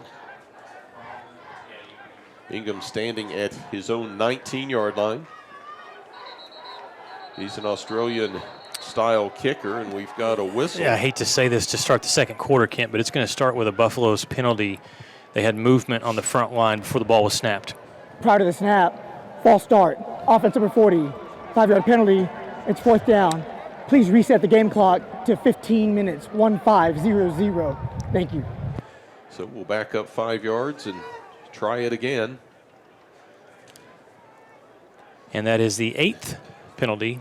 And I'll be honest, I don't think any of the 3 of us broadcasting said a key to the game would be lack of penalties. Well, it might be for next week. Start focus on that. Yeah. So Ingham back at his own 14. Mickelson standing at his own 25. Nice snap. Ingham gets it away. It's a wobbler. It's going to bounce at the 32. It gets by Mickelson, goes out of bounds at the 15-yard line. Are they going to call it closer? It's going to be further inside, more about the 10-yard line. That's that special Australian bounce right there from James Ingham, our friend from down under, who last week was really good, nearly a 50-yard average on his punts, and that makes a big difference. I mean, right now you need for the Ordiggers offense to have to work for what they've done, because if you think about especially the first offensive drive that they scored on, they only had to go 30 yards because of the Buffs' miscues. So now instead it will be from the 11-yard line where we will see Joseph Capra. The offensive line, they've really started to heat up, and the running backs Tate and Landon Walker doing the job behind them. Capra in shotgun. Fires it off quickly to the right side. Pass complete for a short yardage gain to Nick Stone, 6'2", 195-pounder from Highlands Ranch, Colorado. Last year had 5 catches, 47 yards against West Texas A&M. And Stone's a big target as well, 6'2", nearly 200-pound receiver. That's a good start right there. And Colorado School of Mines, they're starting to throw to the edges as well to their receivers, see if they can't break a tackle and make a big play. Capra in shotgun. He's got Walker. Handoff goes to Walker. Cuts outside to the left. He gets across the line of scrimmage and picks up enough yardage for a first down. Tackle made by David Dominguez. But right now you're seeing this Ordigger offensive line lock up. The hands are inside. Buff defenders are not shedding blocks, and as a result, they're just moving the pile the right direction for them, the wrong direction if you're West Texas A&M. And on that run, when Walker got close to the first down, he knew where he needed to get. He started leaning towards it. Was not going to get hit high. He'll try it again. Walker off left tackle. Picks up about 2, and that's where they'll blow forward motion dead. Those are the plays that you want if you're the Buffs defense. That defensive line does a nice job. Johnny Taylor III along with Phoenix Tusa. Now they see the substitutions. Gain of 2 for Walker brings up second down 8 for the Ordiggers. Buffs, 159 total yards. Colorado School of Mines just 69, but it's been the run game, obviously, that's been carrying the Ordiggers, 52 yards on the ground. 3 receivers wide right for the Ordiggers, 1 left. In the backfield is Tate. Capper gives it to Tate, gets across the 25 to the 29-yard line where he's wrapped up and brought down. That's a beautiful tackle by Miles Hill, the safety who comes up. Got the start this week, did some good things in Gunnison last week to earn the start. Sophomore from Bixby, Oklahoma. It's over near Tulsa. Yep, and now you have a 3rd down and 3. Walker in the backfield, Capra in shotgun. 3 receivers right, 1 to the left.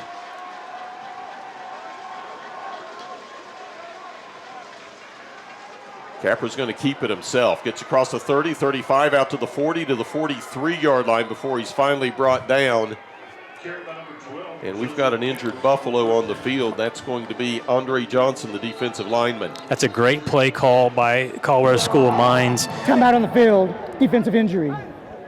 That time, the offensive coordinator Tim Brandon, because you get your quarterback who we have seen has some good speed on the edge with good blockers in front, one of those blockers being Flynn Sheely. Capra played sparingly last year. Yeah, but 2 still starts. Had 2 starts, carried the ball 35 times for 215 yards. Yeah.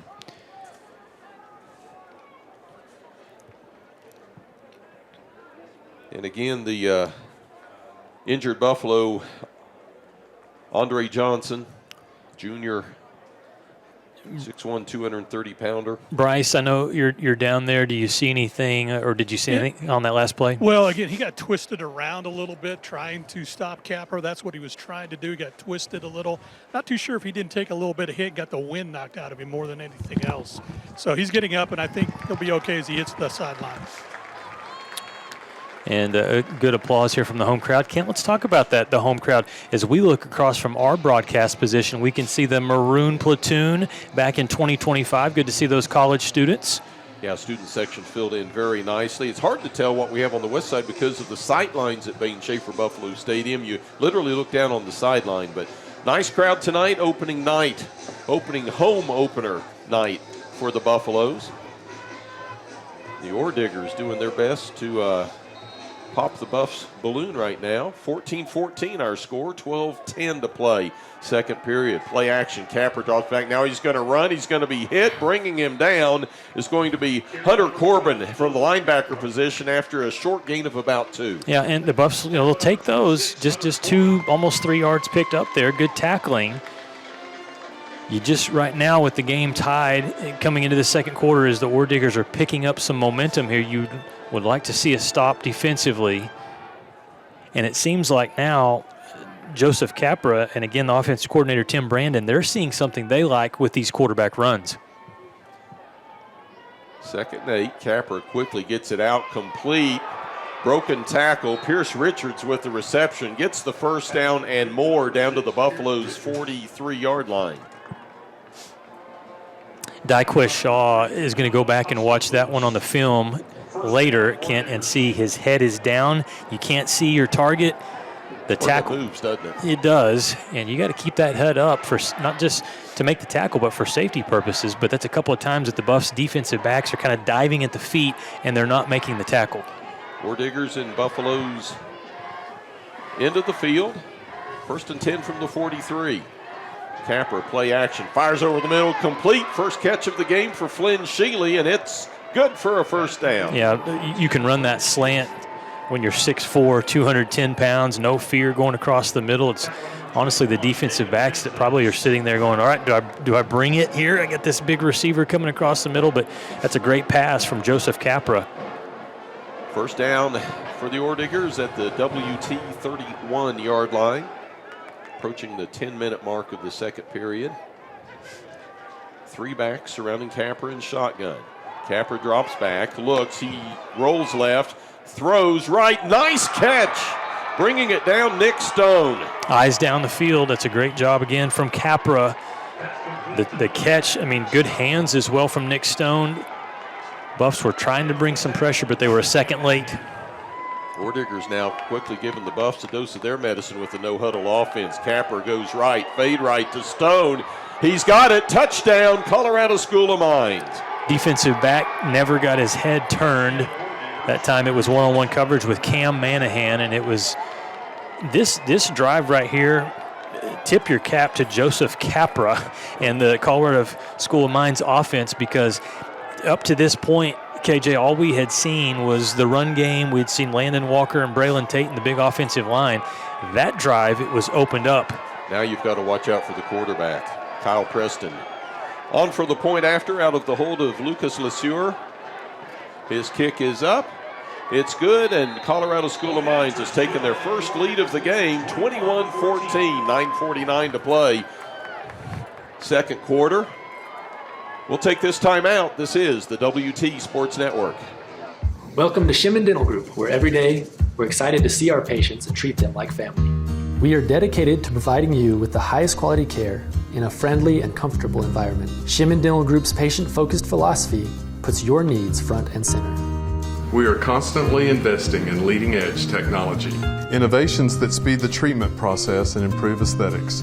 We're expanding the breadth of our cosmetic and restorative services through training to provide the best possible outcomes.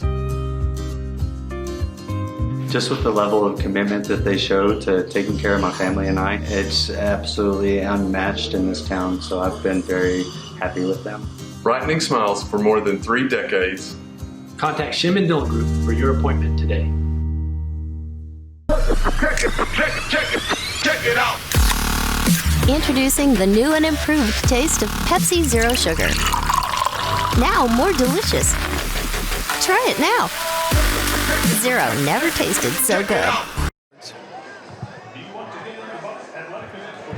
Welcome back to Bain Schaefer Buffalo Stadium, the home opener here to the 2025 campaign for West Texas A&M. Buffs had the hot start, had the lead. Then it was tied 14-14. Colorado School of Mines, what a drive on their last possession. They go down the field, slice and dice the Buffaloes. And for Colorado School of Mines, the touchdown, 10 plays, 89 yards, 5 minutes, 1 second, capped off with the 9-yard touchdown from the talented quarterback Joseph Capra to Nick Stone, who was, as he went to the sideline, you can tell how much his teammates appreciate Nick Stone. They were coming out and giving him some love, the senior from Highlands Ranch, Colorado. had catches on the last 2 plays of that drive. Picked up the first down, then got the touchdown. And again, this is that last drive, you could also say brought to you by Joseph Capra. He was spectacular.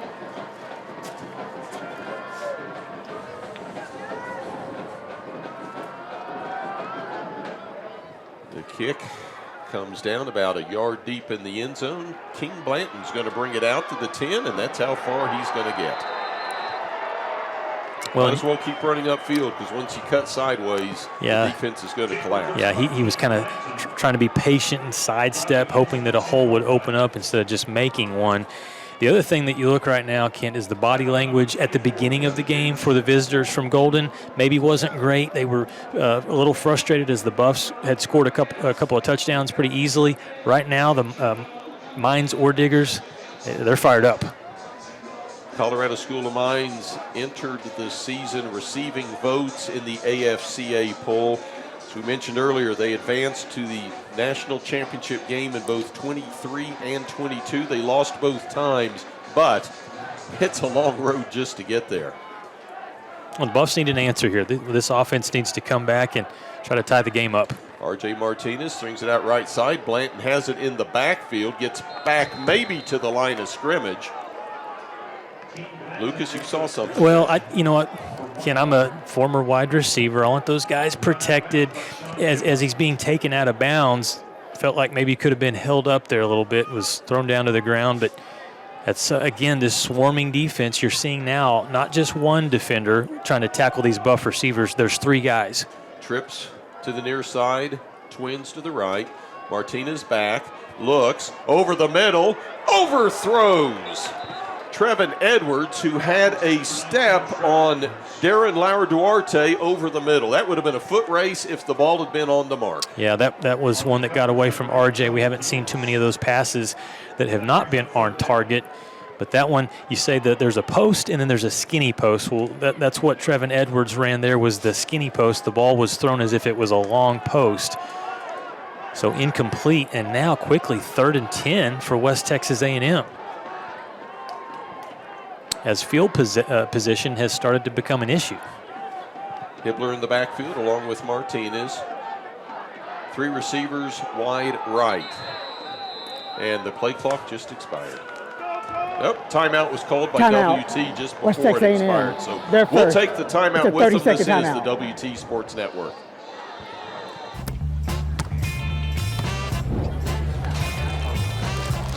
Hey, playing for an ultra? We playing for ultras? Brace you for an ultra? Put an ultra on it. Don't forget, there's ultras on the line. I didn't.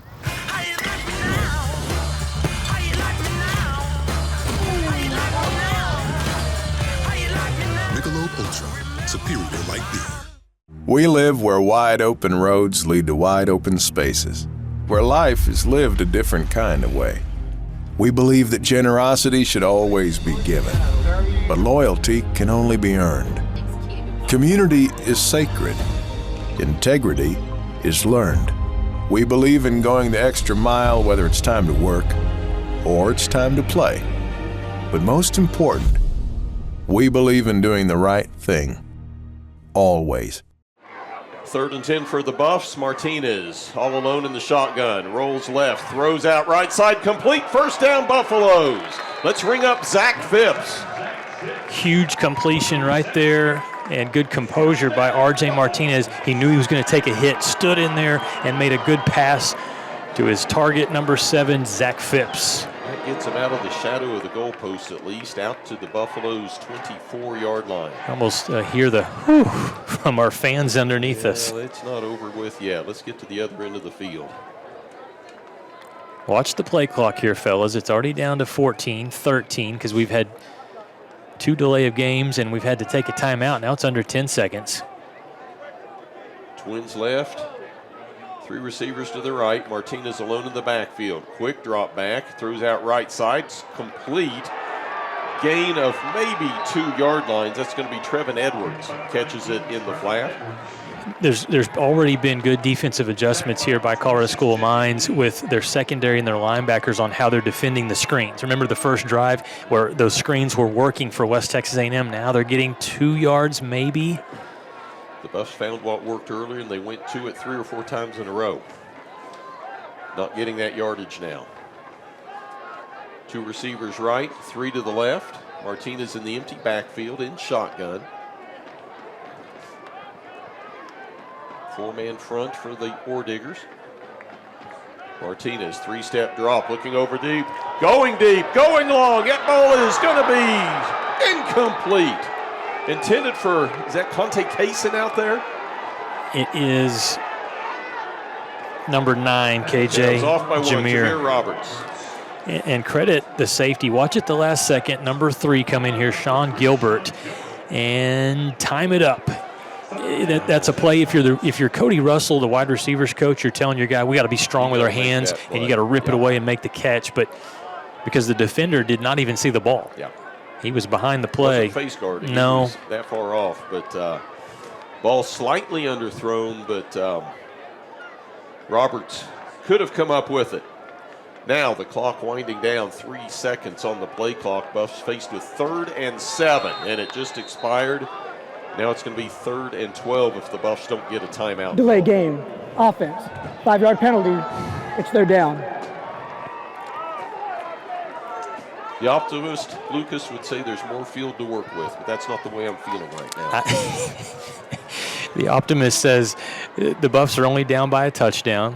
7:29 left. The pessimist says, what do the penalties say? I'm not going to look at the penalties right now, Ken. Yeah. 3rd and 12 for the Buffs from their own 22. Martinez in shotgun, trips left, twins right. Martinez throws off the back foot, just throws that away. That's going to be picked off.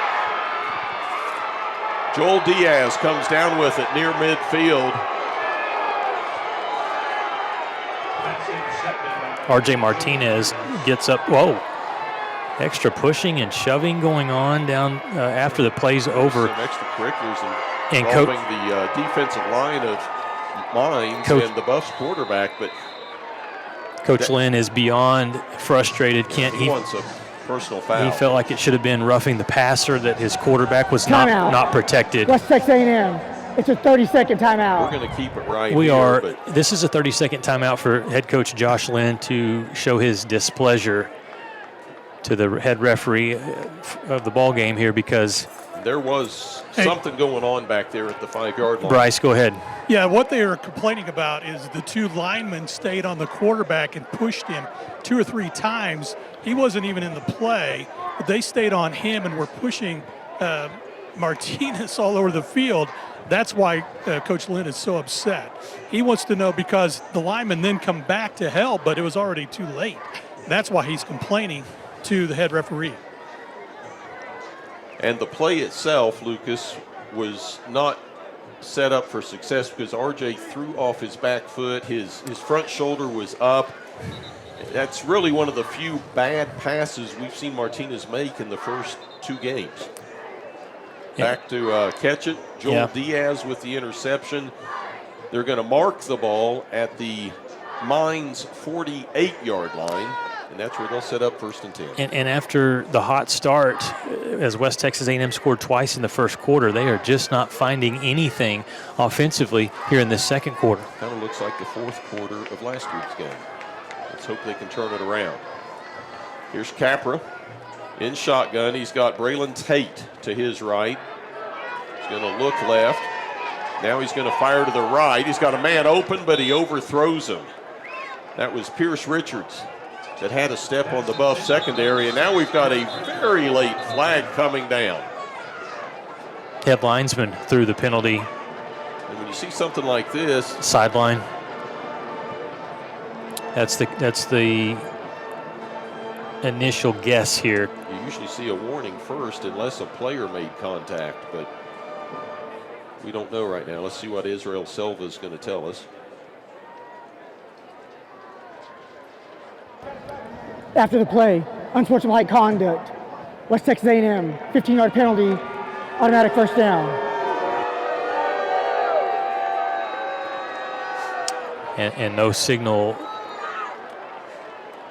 Josh Lynn's wanting to get a little clarification on this one as well. He's not a happy head coach right now, either with his team nor with the Zebras. But he needs to get his team under control because these penalties are not good. No, and the Buffs' emotions getting the best of them. Meanwhile, Colorado School of Mines, they're feasting. They are. First and 10 at the Buffaloes' 37-yard line. Capra rolls right, throws right, incomplete. Trying to hit his tight end coming across. That's Blake Smotherman. Acosta Lewis was watching that tight end and was ready to make a big tackle. The ball nearly went right over his shoulder pad. If his hands would have been up, that could have been an interception for Acosta Lewis. But we'll take the incomplete pass. The other thing I'll take, Kent, is a play with no penalty. Well, you just got that. You got a play with no gain.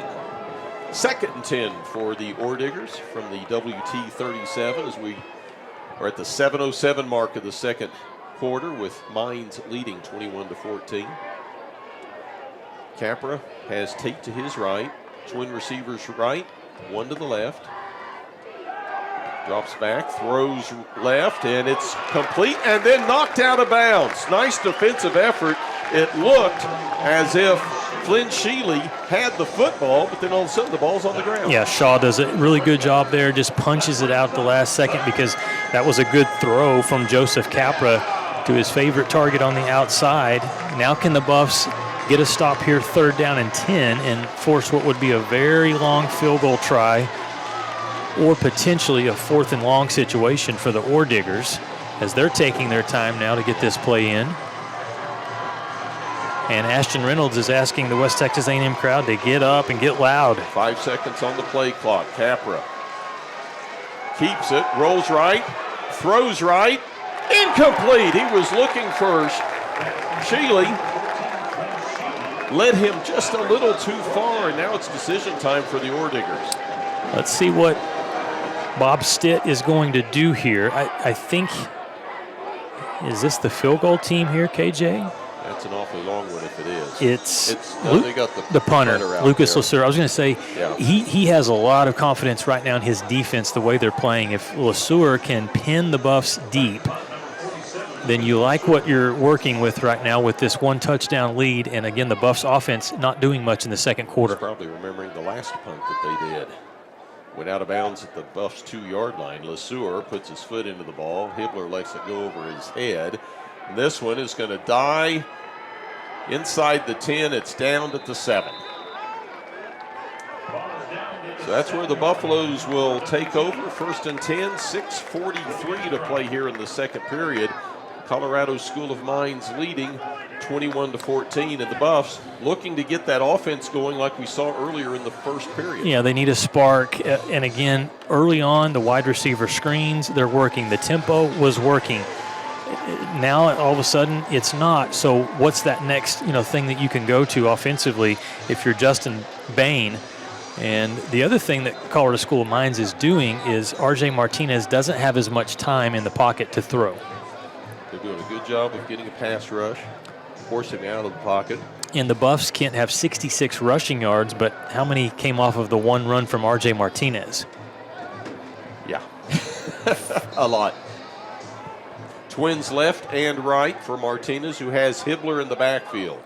Buffs starting from their 7. Martinez in shotgun.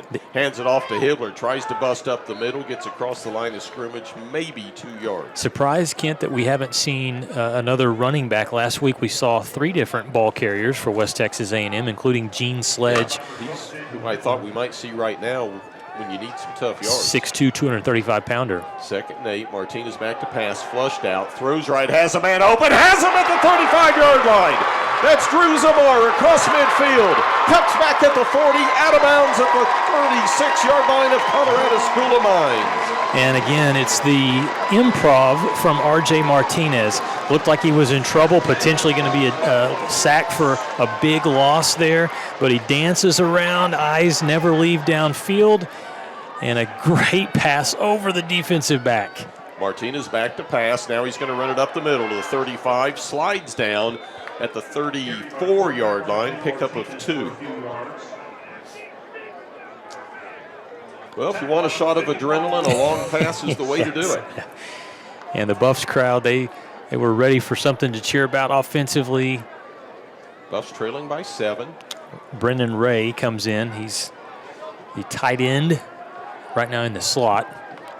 5:27 to play, second period. Buffs second and 8. Martinez comes right. It's going to be complete. That's Trevin Edwards, gets it at the 31-yard line. Hey, credit the Buffs offensive line, man. They set a great pocket for RJ to just sit back there, survey the field, find the receiver that he wanted. Good pass blocking right there from the Buffs unit. Third down play. Martinez complete, short of the first down. That's going to be Hibbler that caught it on the crossing route. Gets up to the 28-yard line. It's going to bring up 4th and a long 2. That was Mikey Barker with a great tackle on the play. Martinez back over the middle. Man open, it's Brennan Ray. He's got it at the 6. Could not have threaded that ball in better than what R.J. Martinez just did. And Brennan Ray, bruising, blocking, tight end type. How about you run a great skinny post there and hang on to the ball as he got popped. First and goal, Buffaloes at the 6. This is Hibbler inside the 5, dives down to about the 3-yard line. They're going to mark it at the 4. Second and goal from the 4. Buffs quickly up to the line of scrimmage. Trips right. Martinez keeps it. Breaks out. Open field. Touchdown, Buffaloes. I like the call there because Colorado School of Mines, they just keyed in on Hibbler on the previous play. Went with the RPO, and RJ just is so cool and calm and collected, whether he's in the pocket looking to pass, whether he's scrambling around, or whether he's running the football himself. Number 2 making big plays as we look here on our replay. Hibbler actually picks up a block for him as he follows Andres Barraza and Easton Fulton. Huge answer for the Buffs. Needed that one big time here in the second quarter. Levi Crowder on for the extra point out of the hold of James Ingham. Good snap. Kicks up. And we're tied. 3:59 to play, second quarter. Buffaloes and the Ordiggers tied at 21. This is the WT Sports Network.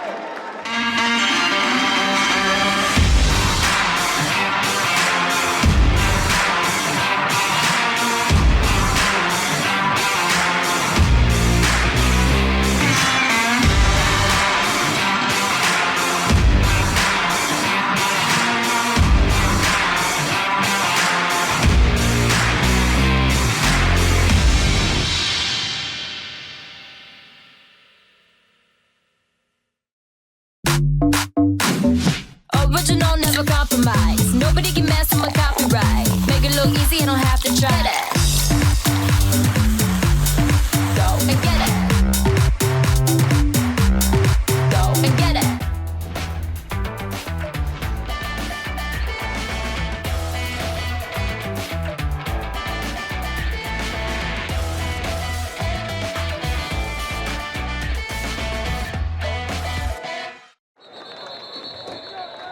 Preston Gregg's kickoff goes out of the end zone. The Ordiggers will set up 1st and 10 from their own 25. But the Buff offense showing us something there, Lucas, after they trail for the first time in the ballgame. And I'm going to go back to, Kent, the play that started it all, where R.J. Martinez scrambles out of the pocket, rolls to the right, and finds Drew Zamar down the field for a big gainer. Got the crowd into it, moved the ball down into Ordigger territory. And then he finishes it off with a strike to Brennan Ray. They get inside the 5-yard line. R.J. Martinez with the touchdown run, his second touchdown run of the game. As you look at the stats, R.J. Martinez, 9 carries, 66 yards, actually make it 3 rushing touchdowns for R.J. Martinez in this game. And now can the Buffs defense get a stop? Capper gives it off to Landon Walker, goes off tackle to the left side across the 30 to about the 32-yard line, so a pickup of 7 on first down. Yeah, that's what we saw earlier in the game from Colorado School of Mines. Is we look at their stats, the rushing statistics. Walker now with 49 yards on 11 carries. Capra has 23 rushing yards himself, and for the Ordiggers, they have 154 total yards of offense. The Buffs owning that category, they have 269. But the important number is 21-21. That's our score. Walker again around left end, gets a first down across the 40 out near the 45-yard line. That was student body left. It was student body left, and I'm going to say his name again. The big guys, sometimes you don't say their names enough. Tyson Kestner, the left tackle, just abused his man over on the far side. Perfect block. That springs the play for a first down to the 44-yard line. The offensive linemen, that's the thing. They're strong guys, but Kent, all these guys are engineering bioscience majors. There's a run off left tackle by Walker again. Gets across the 45 to about the 48-yard line. What was it that Bryce was telling us before the game about Colorado School of Mines? And you get your degree there, and you finish, and probably got a good job. Of course, saying they're not calling football games. Yeah, well, and talk about engineering. West Texas, great job. West Texas A&M has a great engineering department as well. Absolutely. Here's Walker again. They go to the well. He gets out near the first down. He's going to be just short. Marked down at the 47-yard line of West Texas A&M. That's going to bring up 3rd and 1. Yeah, so 3rd and 1. There's a lot of things that the Ordiggers can do, obviously. Play action. You can run Joseph Capra. You got your receiver up at the top, single coverage there, Flynn Shealy, and whistles blow. Somebody calls a timeout. And we're waiting for the signal from Ezreal Silva. Warning. 2-minute timeout. Oh, the under 2-minute timeout. Immediate timeout. With that, we'll take it with them. Our score, 21-21, 2 minutes to play. First half. This is the WT Sports Network. Congratulations! You kept a plant alive another day. You deserve a refreshing reward. Introducing new Whataburgers from Whataburger. You finally returned a text. Thumbs up emoji. You hung up a shirt. You changed a light bulb. You walked the dog around the whole block. Attaboy, it's treat time. The new prickly pear raspberry Whatafresher from Whataburger. An icicle treat for every small feat. What a burger.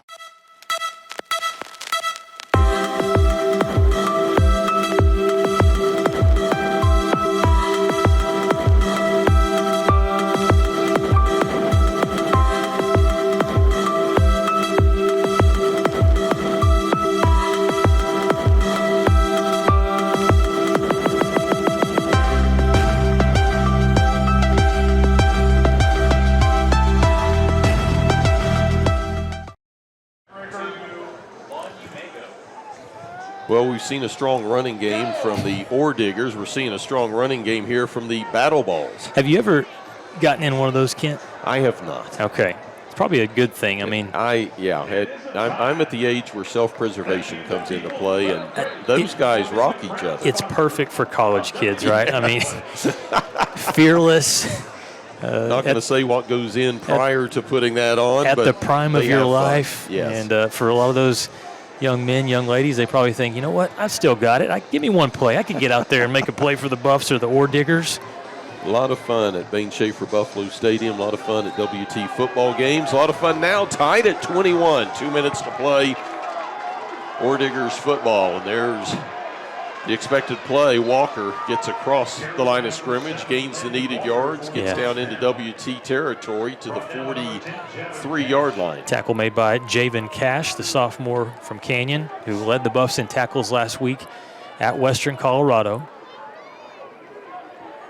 A good surge again from that offensive line for Colorado School of Mines. Braylon Tate in the backfield now, along with Capra. He gets the call up the middle. We've got a flag at the line of scrimmage, which would indicate either motion or offside.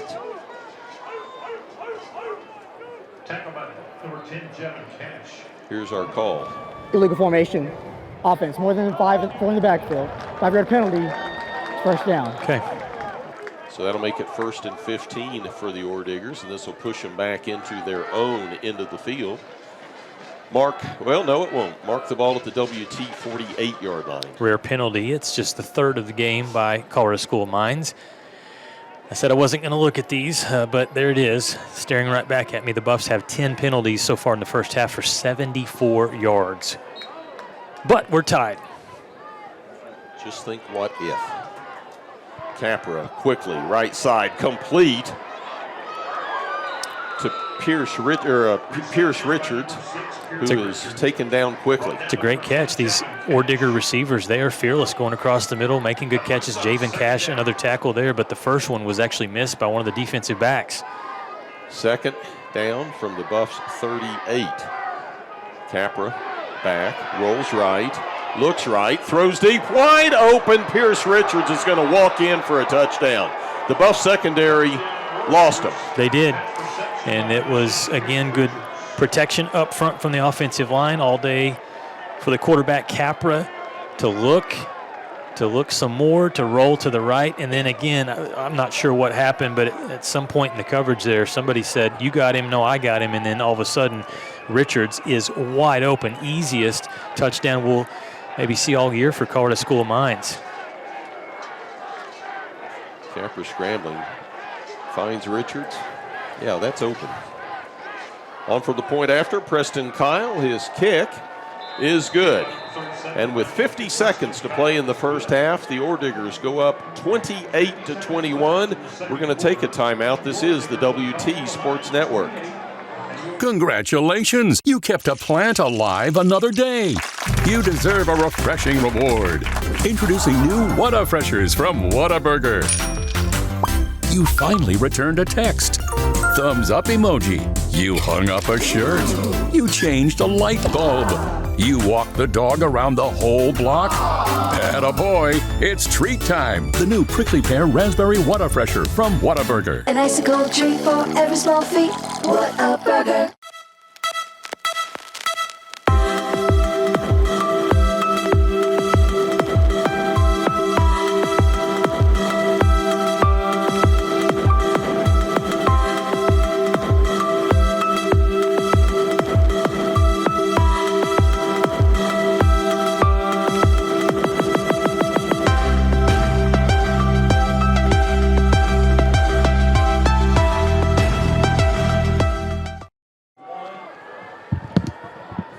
Jaden Hibbler back deep to receive for the Buffaloes.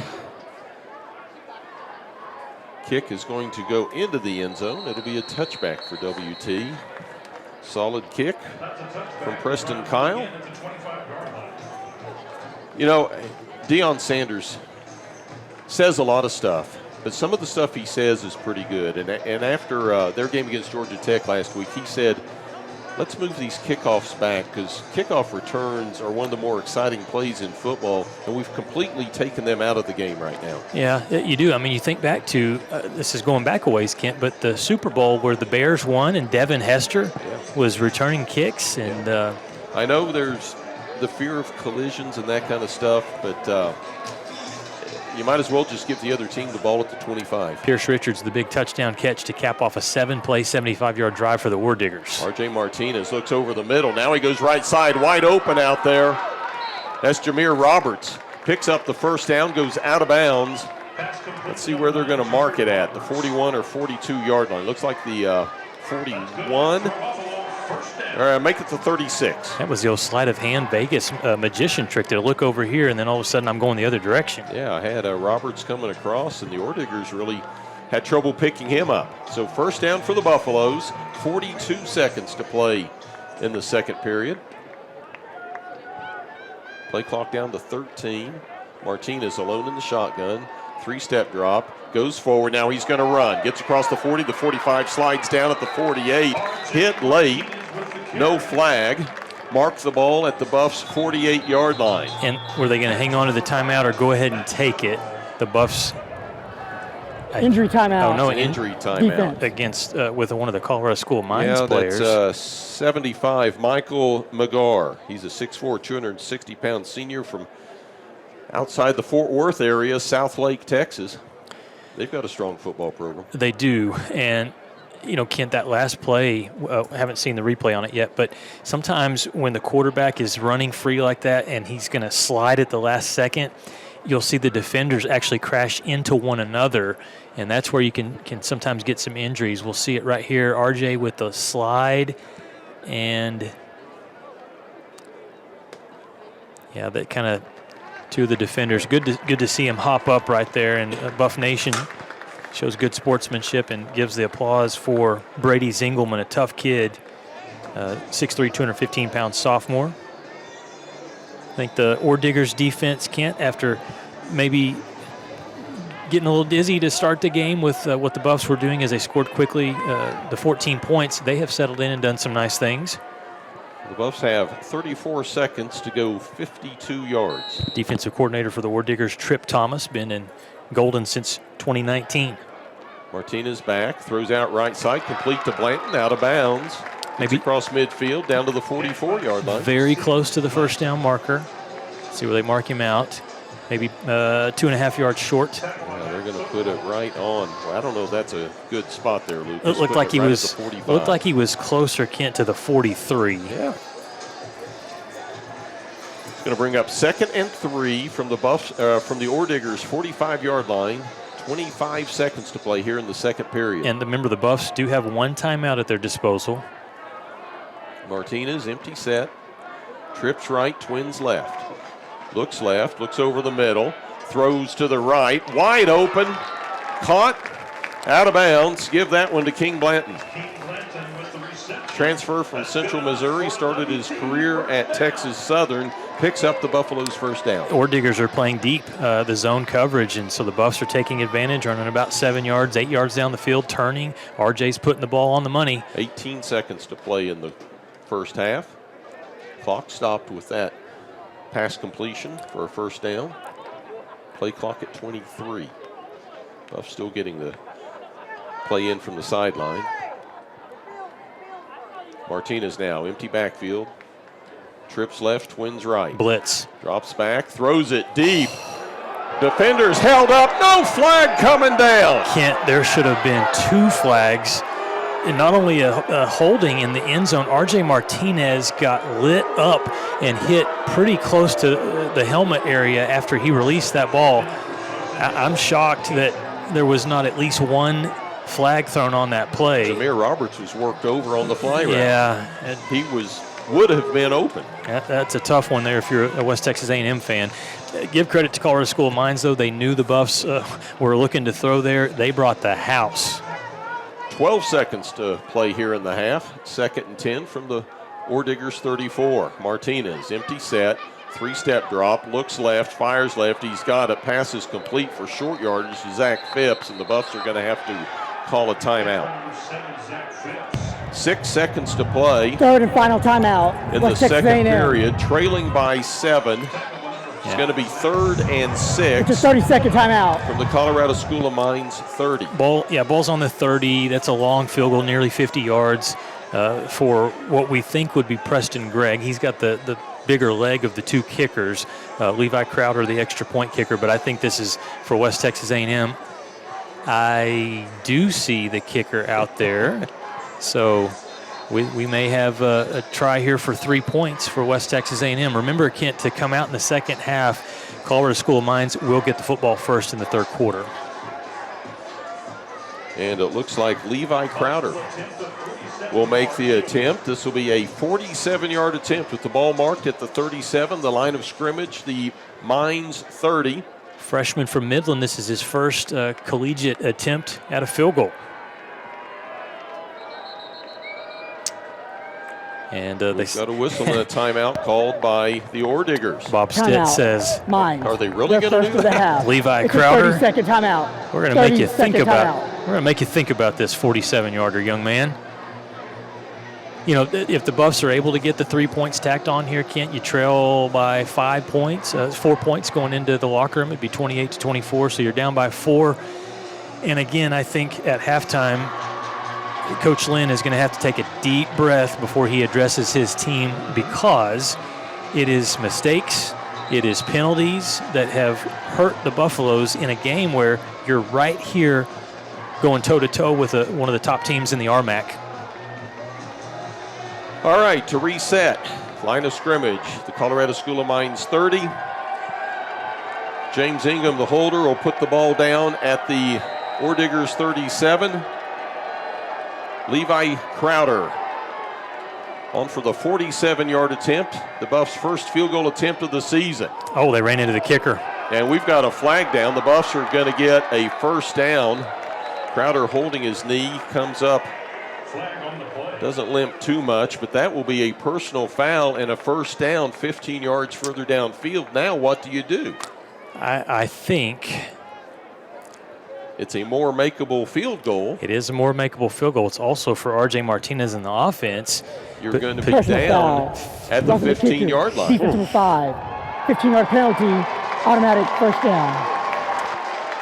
Looks like they're going to keep the kicking team out. They are. Yeah, take the points is what they're thinking. I know what you're thinking. You've seen R.J. Martinez direct this offense before. But, as you said, this gets you inside of a touchdown. Yeah. Well, you were saying, Kent, you're a Cowboys fan and you love Brandon Aubrey. You're going to ask for that jersey for Christmas this year. Levi Crowder, show us a little bit of kicker magic here, right? And let's get some points on the board. Line of scrimmage, your Ordiggers 15. The ball's going to be spotted at the 22. It's a 32-yard attempt. Call that a Mines. And Mines second of the half. calls a timeout. This reminds me, of we were talking Vegas earlier, right? And so you got these two players at the table with Bob Stitt and Josh Lynn, and Bob Stitt is over there just daring Josh Lynn to go all in and bring the field goal offense back out there. Let's bring the offense on there. RJ could run it in from the 15. I'm going to look at it this way. We had a roughing the kicker call. Your kicker gets up holding his knee. Now he's got longer for that knee to kind of work itself out. Yeah. We can kick the field goal. Again, this is the Buffs' first field goal attempt of the year. Knock it through the uprights, young man. Let's go, Levi Crowder. 32-yard attempt by Levi Crowder. Out of the hold of James Ingham, the punter. Stone Dean, the deep snapper. Snap is good. Kick is down. It's up. It looks good. And it is. As time expires on the Bain Schaefer Buffalo Stadium clock, the two teams go into the halftime locker rooms with our score: Colorado School of Mines 28, West Texas A&M 24. We're going to take this timeout and we'll be back. No, hold on. After we go down on the sideline momentarily, Bryce Sheets will be down there with the head coach, Josh Lynn, but the Buffs come away with the points they needed. That is a huge finish to the first half there for West Texas A&M. Again, you're only down by 4. Second half adjustments that need to be made really on both sides. There we go. And Josh Lynn getting closer over there, so we will take it down to the sideline. Go ahead, Bryce. All right, Coach Lynn, first half, offense was moving the way you wanted it. Let's take that, right? Yep, absolutely. My offense moved the ball.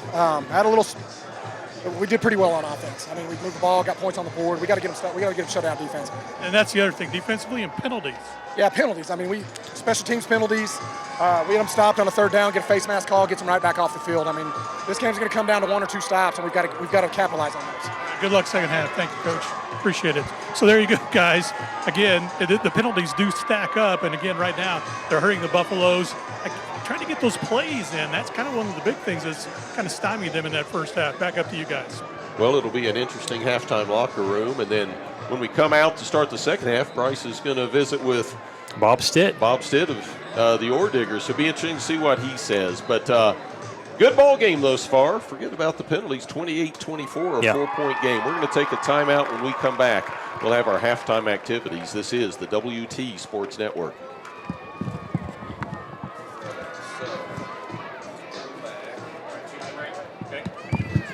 Straight back to our game sponsor, and then Rick Hassel after a break, if Thompson has him up here. See anybody Thompson has him up here. Let's bring him up.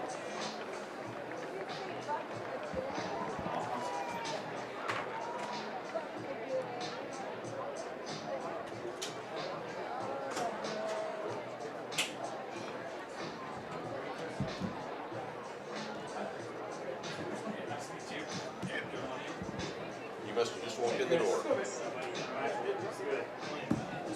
Yeah, right in here, man. There you go. Tonight's halftime performance by the Sound of West Texas will feature the iconic music of the 1937 musical.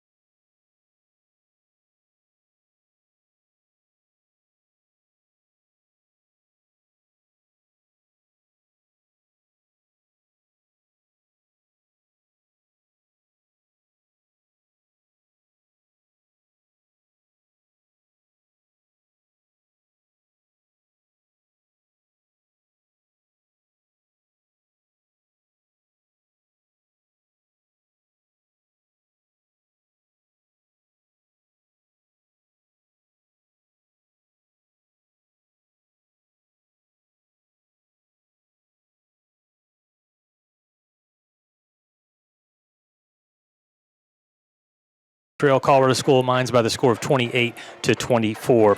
Well, we'll be being very glad, fortunate to be joined right now at halftime by our game sponsor and our halftime guest, Chris Veal, CEO of Northwest Texas Healthcare Systems. And Chris, thanks for joining us up here at halftime. Before we get into all the things that you are doing and the great things that Northwest Texas Hospital is doing, got to ask you, you were down there as the honoree, the special guest for that coin toss. Buffs won the coin toss. Talk about that experience, and good job down there. I did do the best I could there, got the W on the coin toss, so that's all that matters. Yeah, well, so the Buffs in the first half trailed by just 4 points, so a great start here for West Texas A&M.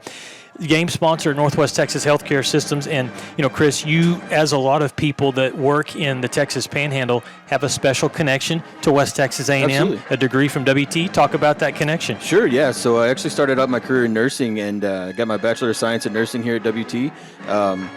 Later on, a few years later, after I worked mostly in the emergency department world, started off at UMC down in Lubbock. Then I went back and got my master's from WT and Master's of Science in Nursing and Healthcare Administration. You talk about that experience at West Texas A&M, and whether it's nursing, whether it's engineering. We've been talking about engineering a lot tonight, obviously playing Colorado School of Mines, and Absolutely. WT has a great program there. Our ag program, so many different programs that do a great job here for WT. That experience at West Texas A&M, how has that helped you in your path along the way in your career? Oh, the master's program was amazing. Dr. Lofton I worked with her very closely. She was my mentor during the whole program. Excellent experience.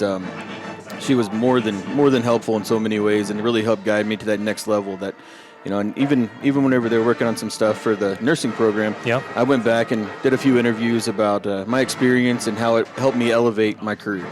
Visiting with Chris Veal, CEO of Northwest Texas Hospital Healthcare for the Texas Panhandle. And, our community here in Canyon and Emerald, and really the Texas Panhandle, the surrounding areas, relies so much on our hospitals. And Northwest Texas Hospital obviously does so much for the community. Talk about that connection, especially now as you being the CEO, that the hospital has with the Texas Panhandle. Absolutely. So we're the leader in trauma care for the entire region. So we serve 26 counties, and even some of our programs serve eastern New Mexico all the way to the Fort Worth area, depending on what you're looking at. We would like to level up again in our trauma program at some point. That is definitely a goal of ours. And our really goal is to be the leader in acute care in the entire Panhandle. Yeah. What is some of the things that you're most proud of in terms of community involvement and those kind of things? Because I know it's not just about what they do during the day, right, with the day job or the evening job in terms of the hospital, the doctors, the nurses, all of those people that help out, but in the community as well. What are some of the things you're proud of? Sure. So, we really started expanding out in the city of Amarillo with our freestanding ERs, bringing emergency care to the people. Okay. So we have 4 locations now. We have Town Square, we have Tascosa, Georgia Street, and our newest location, Eastern, out there pretty close to Buc-ee's or the airport, if you will. But so really our goal is we want to take the care to the people, not make them have to come all the way to the hospital and receive that. But if you do need to go to the hospital, that's a very easy ride as well. Yeah. A lot of young college students obviously having a good time out at the Bain Schaefer Buffalo Stadium tonight. you've been in the medical field obviously for a long time. What would you tell some of these young nursing or medical students as they're going through school? Maybe just a key piece of advice for them as they're on their journey. Sure. I mean, the biggest thing I always tell our new hires is get involved. If you're invited to be on a committee, be on the committee. If you can get involved with a professional organization, jump in there. If you're offered a board spot or a board position, always accept it and move forward. The best thing you can do is have a say in your career and have a say in your practice. Chris, thank you for everything that you do, that Northwest Texas Healthcare does for the Texas Panhandle, and great job on the coin toss as well. Yeah, we'll take it. We may have to get you back and keep doing this for the Buffaloes, especially if we can win this game. Absolutely. Right now. So thank you for stopping by. Our score at halftime: Buffaloes trail 28-24. We'll take a timeout. When we come back, we'll be joined by another WT special guest, campus guest, Dr. Rick Hassel will stop by. You're watching the WT Sports Network. Back after this timeout.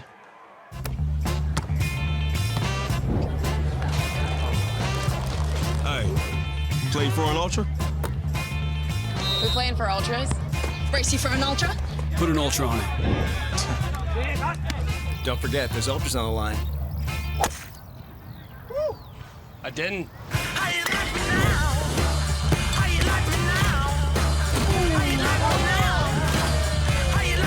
Michelob Ultra, superior light beer. We live where wide open roads lead to wide open spaces, where life is lived a different kind of way. We believe that generosity should always be given, but loyalty can only be earned. Community is sacred. Integrity is learned. We believe in going the extra mile, whether it's time to work or it's time to play. But most important, we believe in doing the right thing, always. Welcome back to Bain Schaefer Buffalo Stadium. We are at halftime right now. Some of the students out on the field enjoying some of the games and fun. As you see the score there, it is 28-24. Colorado School Mines leads West Texas A&M by 4 points. Back up here in the booth, Lucas Kinsey being joined by our halftime WT campus guest, and this is Dr. Rick Hassel, who is our Vice Provost of Enrollment Management. Yeah. And thanks for stopping Good to by, see you, Rick. friend. Absolutely. You know, you've been here for 23 years and done a lot of different things. When I was back here in school in 1999 through 2003, you were a coach, Yes. football coach here at West Texas A&M. But you've been a teacher, you've been a coach, you've been a leader, now into a new role as Vice Provost for Enrollment Management. Yes, sir. Talk about the journey just for you at WT. This is a special place to me and to a lot of people. But Rick, you've been a staple here for 23 years. Yeah, you're going to get me emotional. It's been, the university has blessed my life and my family's life more than I could ever imagine. Like, Yeah. you know the term generational blessings, and Yeah. that's what WT's been to our family. So, yeah, it's a very, very special place to us. New role for you, and it just started in May. And you're in charge of a lot of different things. You've got a great team that you've Yes. built, by the way. I know a lot of the people on your staff, and they've been doing great things already in the area. Recruiting, admissions, enrollment, those are very important things. Talk about plans, vision, without going too deep into it, but the things that you want to see get done. Yeah. We came in May 1st, and I'll use a football story for you that'll kind of tie it in. One of the greatest lessons I learned in coaching was from I'll date myself a little guy named Buddy Ryan. Yes. And he's talking in the heat of the battle, right? And when you need to make a call as a coach, his words, his advice, and you've heard it before probably, he said, think players, not plays. And so It's about the people. It's about the people. So when you come into leadership, it's about think people, not strategy. So that's been our number one focus since May 1st is getting the right people on the team. And we're very blessed the way things have gone and the way things have fallen. But we've really just been focused on getting the right people on the team. Yeah, and you say it's about the people. Well, in your business, those people are the young people my goodness, that we just saw out there having fun with the games at halftime. The Maroon Platoon, the band, obviously these student athletes. It's such a fun time in their life to be college students or college athletes. Yes. You know, when I came to West Texas A&M, it was an easy sell. I remember coming in and visiting the campus and visiting back then a broadcasting director, Dr. Lee Browning, and I fell in love with the place. So it's about these young people. what, from your perspective, why WT for these young people and for their parents? Yes, it is. And once you're here, you know it's a special place. And Cedric and I were talking earlier in that. Now he was talking with a group of people, and he made the statement we make all the time, just get them here. Yeah. Get them on campus. See the facility, see the beauty of the campus. Most importantly, talk to the people, right? And like we said, it's all about people and our people on campus, our community people. They're just such great people, and getting the students around them and seeing them light up and the excitement they see when they're here on a recruiting trip. It's that is really, as you know, that's where the magic is getting them here. And you said it sold itself then, and it still does today. Yeah, it's a wonderful place to come and get a degree or get multiple degrees, which you and I both have done here. So I want to. The last question for you is I got to throw in the coaching hat. So not Dr. Hossel here, but Coach Hossel. Okay. We've seen the first half. Buffs trail by just 4 points. Got some momentum with that field goal. What do you see coming out second half that maybe you think Buffs need to do a little better or keep it going? Well, I think, when you look at it, I mean, the offense is obviously hitting the quarterback's an operator, as we call him. Like he can make things happen. I think Coach Bain, I've had the opportunity and blessing to meet Justin Bain. He's an unbelievable person and a coach. They're doing a great job. And the defense has played well. There's been a couple of tough breaks on defense that have gone against us, but, they come out strong in the first couple series. And I think it's much improved from last week. From what I just watched it last week, and you saw it, and so I think there's a lot of improvement. I think there's a lot of reason to be optimistic this year. I see a lot of improvement, and I think you would probably, better than anybody. You should be answering this question, but yes, absolutely. Just keep getting after them on offense and just shore up the defense in a couple spots, and I think we'll have it. Thank you so much for coming up and visiting with us. We see you and Cedric, your entire staff, doing great work already for West Texas A&M, and it's a pleasure always talking to you, Dr. Hossel. Always good to see you too, Lucas. Right. Thank you so much. Appreciate it. You're welcome. We'll take a timeout. We'll come back and have some stats and some highlights from the first half. This is the WT Sports Network. We're back after these messages. Where are we going and how are we going to get there? Get there with room to spare in your new Ford Expedition from Tri-State Ford on I-40 at Ross. Grab your friends and go. Tons of new Fords are rolling in. Face the road ahead in a dependable truck. The built Ford Tough F-150. Looking for more horsepower? Saddle up the legendary Ford Mustang. Or how about a new Bronco or a Maverick? We've got your new ride. You'll find friendly hometown service every day at Tri-State Ford. Come see us on I-40 at Ross.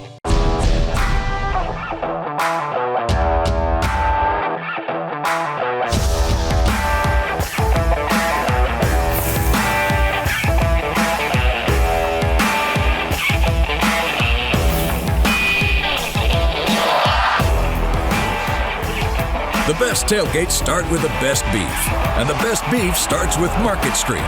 Market Street, where we do beef the best.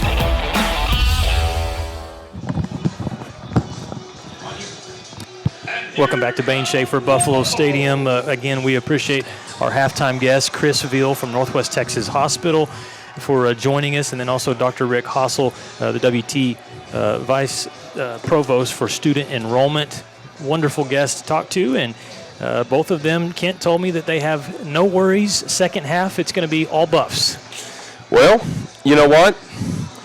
You can't take away the miscues, the penalties, but if you could just minimize them, the Buffs would be sitting pretty right now. I agree. I mean, there's a lot of good numbers to look at in terms of yardage. There are some numbers that we would like to shy away from, but can't we tell the truth? We're honest. And again, the glaring statistic, the thing that Bryce Sheets brought up to Coach Lynn, and Coach Lynn said, hey, we got to get this fixed, is the penalties. 10 penalties. You can't commit that many mistakes, especially when you're playing a team that kind of is the opposite. Colorado School of Mines, very disciplined. They have not made mistakes, but what they have done well is they have capitalized against every time WT has messed up, they've turned it into points. Well, that's exactly right. And we're not saying this to make fun. We're saying it because we recognize the strength of this Ordiggers team, and it's the strength of the university in that those are kids that are fundamentally solid, and they may not beat you in a 100-yard dash, but they might figure out a way to make that 100 yards only 90 and beat you with their minds that way. So let's go down on the sideline. Speaking of the Ordiggers, Bryce Sheets has the head coach. All right, thanks very much, Kent. Bob Sis joins us here on the sideline. Coach, got to see your first half. Did you see what you wanted to see? You know, we'd like to get a few more stops, but offensively, we really did a nice job of running the ball and controlling it and shortening the game a little bit. And they were forcing us to do it the way they were lining up and didn't want us to throw it, so we ran it. Both teams, I think, going in the locker room, their offensive coordinators were happy. The defensive coordinators were looking for some adjustments. Well, you know, I told the team we got the lead. We won the first half. We go out and do the same thing in the second half. We're going to be in great shape. You're a little ways from Gordon, but you got a good crowd that made the way down here. Yeah, we've got a lot of Texas kids on the roster, so a lot of parents over here. All right, Coach, we appreciate it. Thank you very much. That's it, Coach Bob Stitt. And again, 28-24, they have the lead, guys. And so we'll go back up to you. I think they're ready for this second half to get underway. Thanks, Bryce. And, yeah, he's got to be a happy coach right now. He's got a 4-point lead. If you're an offensive fan, you got to like WT. I mean, 314 yards of total offense, 226 through the air. Those are great numbers. Kent, if you told me before the game at halftime your Buffaloes are going to have 314 total yards of offense, I'm taking it. That's great. 47 snaps. Yeah. They're going to have over 90 in this game if they keep at this pace. But then you end up with the one that really gets you, and that's the penalty yardage, where the Buffaloes had 10 penalties for 74 yards, which is 39 more yards than what the Ordiggers had, who had just 4 penalties for 33, and one was a 15-yarder on the next to the last play of the half. And the other one was a 15-yard face mask on a 3rd down and long, where the Buffaloes actually had Colorado School of Mines sacked, running around for their life. It would have been 4th down and about 15. They would have had to punt. Instead, it becomes a 1st down. They march down the field and score 7. So let's clean that up. Buffs averaging 6.3 yards per carry. And the Ordiggers, who put the ball on the ground, 4.2. Yeah. Yeah, I think if you're Colorado School of Mines and Bob Stitt, they were able to find a good balance of run and pass. It started off early with the heavy dose of Landon Walker, a little bit of Braylon Tate, the number 2 running back, and then they got Joseph Capper running as well. Then you get into the second quarter, and all of a sudden Joseph Capper, the sophomore, is slinging the ball around. He's finding not only Flynn Sheely, but he's finding Nick Stone. He's finding Pierce Richards. Yeah, Richards getting behind the secondary for that final Ordiggers touchdown of the first half was, I mean, that was a breakthrough play for Colorado School of Mines, who are going to receive the football to start our second half of play. They're ready to get going. They're out on the field already. The Buffaloes breaking the huddle now. Now, I had the opportunity at halftime, Lucas, to visit with Lone Star Conference Supervisor of Officials Tim Crowley. He's visiting us this week. And I asked him, I said, the mechanics of officiating when the defense is still getting players on the field and you're holding up play, he said that's because the offense subbed late, and the defense gets to take advantage of that because they get to sub after the offense. So if the offense subs late, the defense still gets their sub, and the offense has to sit there and watch the play clock. That's a great find and a good explanation, because that has happened 2 times. Once where the Buffaloes took a delay of game. The other time they had to call a timeout. So, yeah, I guess the lesson in that, Kent, is if you're the offense, don't make the sub. Well, or do it quick. Know what your play is and get it going. And Tim Crowley, an outstanding supervisor of officials, has multiple NCAA Division II conferences he assigns for, as well as working with the Big 12 Conference. He is at the top of the game, and the fact that he comes out to visit us in Canyon 1 or 2 times a year just says how much he respects the football, not only in the Lone Star Conference, but here at West Texas A&M. The kickoff by Preston Gregg goes out of the end zone. The Ordiggers take over 1st and 10 at the 25-yard line to start our 3rd quarter of play. You know, Kent, going back to pregame and some of our keys, Buffaloes needed to swarm and tackle well. That was so-so. It was okay in spots, but in other times they were missing tackles in the open field. You were talking about R.J. Martinez and the offense and the receivers. I think that one's been pretty good.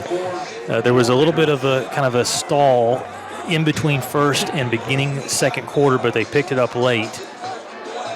Capper in the backfield has Landon Walker to his right. Got a stoppage of play here. We got a flag down in the backfield. Delay game. Offense. 5-yard penalty. And once again, we see a delay game, this time by the Ordiggers, coming out of a touchback. Yeah, that's odd, and that one's not going to be one that's going to make Bob Stitt very happy. So it'll make it 1st and 15 for Colorado School of Mines from their own 20. Again, Walker to the right of Capra. Man in motion. The handoff goes to Walker around left end. Met in the backfield and dropped. Carried by number 7, Landon Walker. Coming in to make the stop. Brought down by number 25, Miles Hill. It's going to be Miles Hill coming in. And you've called his name several times tonight. Yes, you know, the safety plays very aggressive. And that time the Buffs brought a blitz. Came in. There were just too many maroon jerseys over there here tonight on the Maroon Madness. And they drop the Ordiggers for a loss. It is 2nd down and 20. Handoff goes to Walker up the middle. Now he cuts outside. Nice downfield blocking by Sheely. Sheely allowed Walker to pick up an extra 5 yards.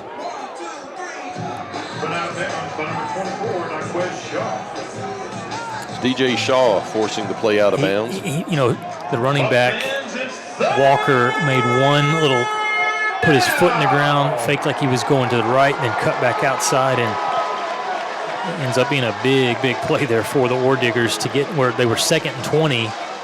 Now it is 3rd down and just 2 to pick up this 1st down.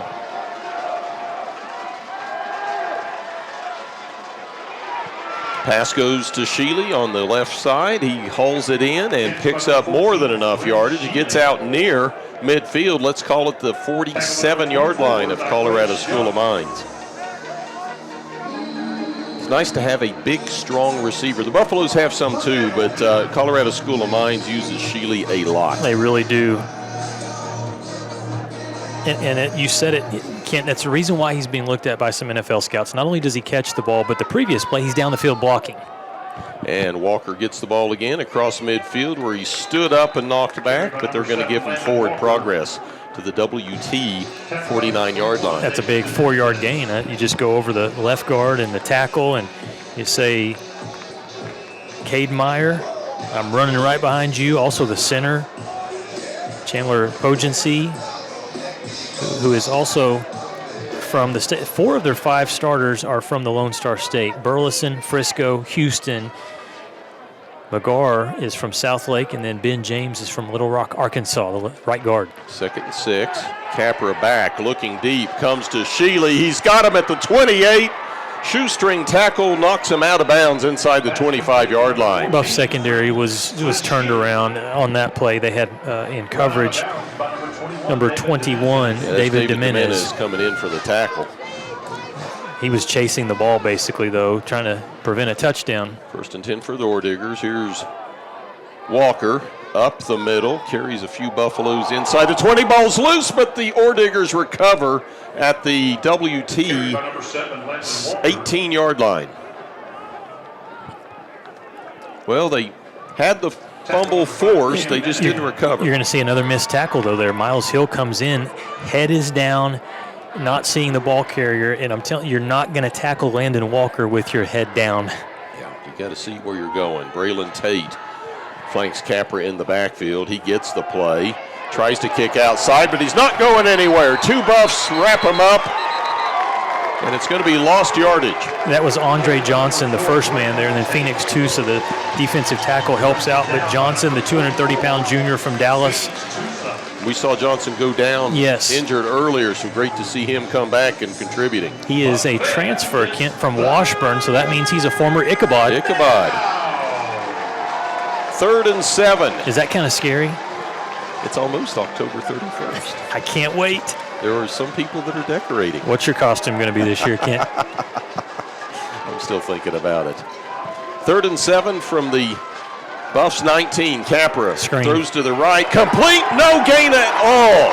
The pass was complete in the flat to Braylon Tate. He had nowhere to go. He was wrapped up by a pair of Buffaloes. All right, I've been picking on some of the Buffalo players a little bit, or being critical of some missed tackles. Cam Manahan gets off of his block, sheds it, comes down, breaks down, and wraps up.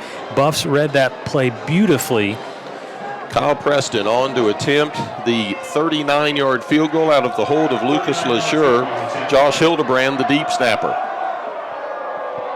Snaps good, holds down, kicks up. It's going to be good. Great kick. 39-yard field goal by Kyle Preston. Extends the Ordiggers lead to 31-24, puts them up again by 7. 10:24 to play in the third quarter. Let's take a timeout. This is the WT Sports Network. WT student athletes drink low-fat chocolate milk post-workout because it helps replenish and restore muscles quickly to their peak potential. Scientific studies suggest that the immediate benefits of low-fat chocolate milk include boosted performance, improved training, and higher recovery rates in athletes. Add low-fat chocolate milk to your post-workout routine.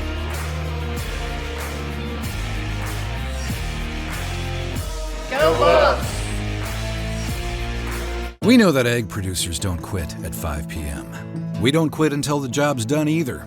Banker's hours don't apply at First United Bank because we believe egg lending isn't a 9-to-5 job. While you're out working the fields or managing the herd, we're making sure your money is working too. Whether it's for livestock, land, or equipment, we're one of the most dominant egg lenders in the state and have been burning the midnight oil since 1907. First United Bank. We know ag lending. We know ag. In life, things aren't scripted. If you're an athlete, we need people like you and Their first possession of the third quarter. That's a great stop by the Buffaloes. They are able to hold the Ordiggers to just a field goal, and it was a great kick, by the way, on the play there by Tate. So it's 31-24. And now this Buff offense, R.J. Martinez, a great first half. Can they keep it up here in the second? Three receivers left, 2 to the right. Martinez open, set. 3-step drop, rolls right, has room. He's going to throw over the middle. It was caught and dropped. Torrey Simmons had it and then dropped it. And you were saying it, Kent. RJ had a lot of room out there. That's one. His eyes are always down the field. He wants to throw first. That could have been one where you say, RJ, head towards the Ordiggers sideline and maybe pick up about 7 yards there. You got to make the defense respect you when you roll out. 2 receivers right, now make it 3 as Trevin Edwards goes in motion. 3 right, 2 to the left. Martinez gets the call, 5 on the play clock. Open backfield, drops back, drops some more, throws. That ball is going to be complete for a short gain to Jameer Roberts, or did they call it incomplete? Nope, they're going to say he caught the ball and then fumbled. Dropped it after the completion. The ball goes out of bounds, and it'll be the Buffaloes football, and we've got an Ordigger down on the field on the far side. It's number 1, Devin Duarte, the 5'10", 185-pound junior from Kersey, Colorado, who was over there trying to make the stop. And looks like he may be cramping. Yeah. Here's the replay. You're looking at this and can't just one broken tackle here, and this turns into a big, big play trying to set up a screen one-on-one, and Jameer can't. Yeah. Well, that looked really close to an incomplete pass. Incomplete pass, and that was a outstanding tackle by Laura Duarte. Yeah, where they marked. Wrapped up, stripped the football. I mean, that's what you practice. Yeah, and where they marked it, it's not much of a gain there. Is it?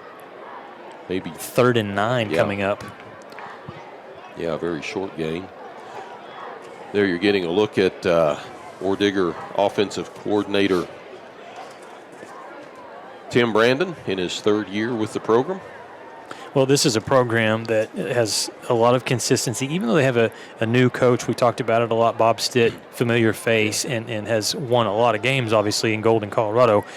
But this is a program that has 9 NCAA playoff appearances and 6 since 2016. Yeah.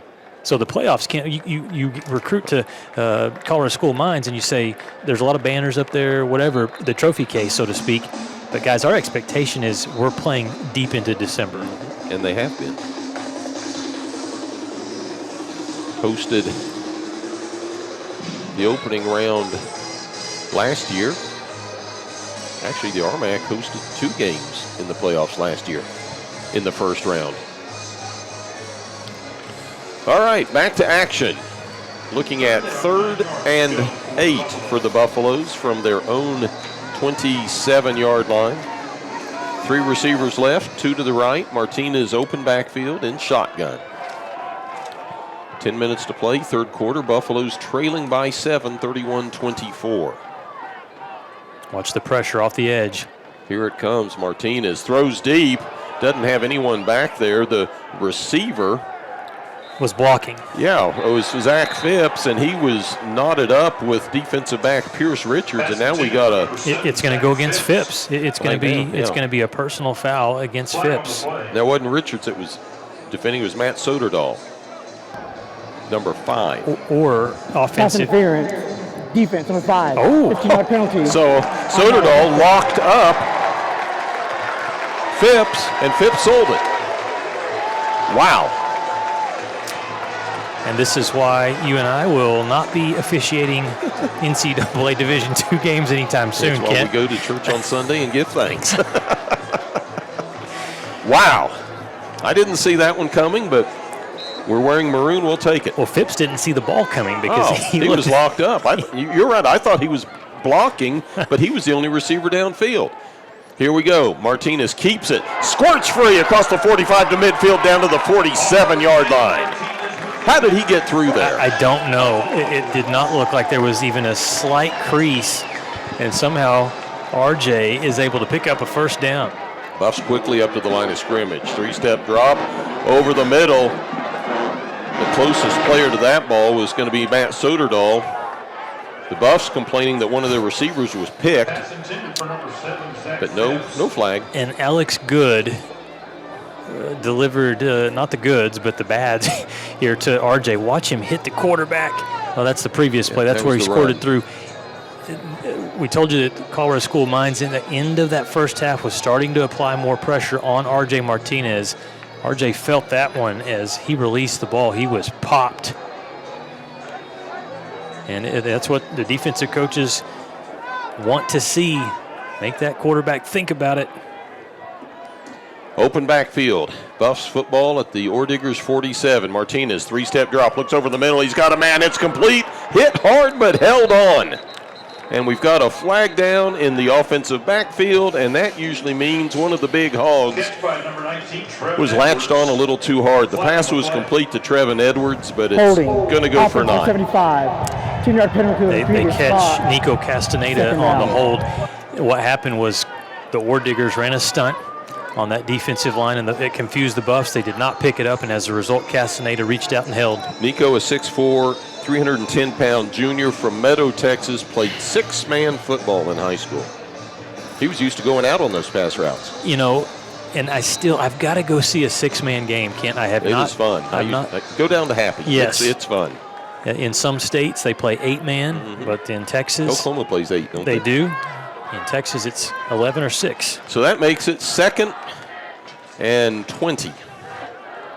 Martinez throws it out on the right side, and I think we were a little crossed up on what our route was going to be. Drew Zamar went down, cut, and came back a yard, and the pass went about 3 yards ahead of him.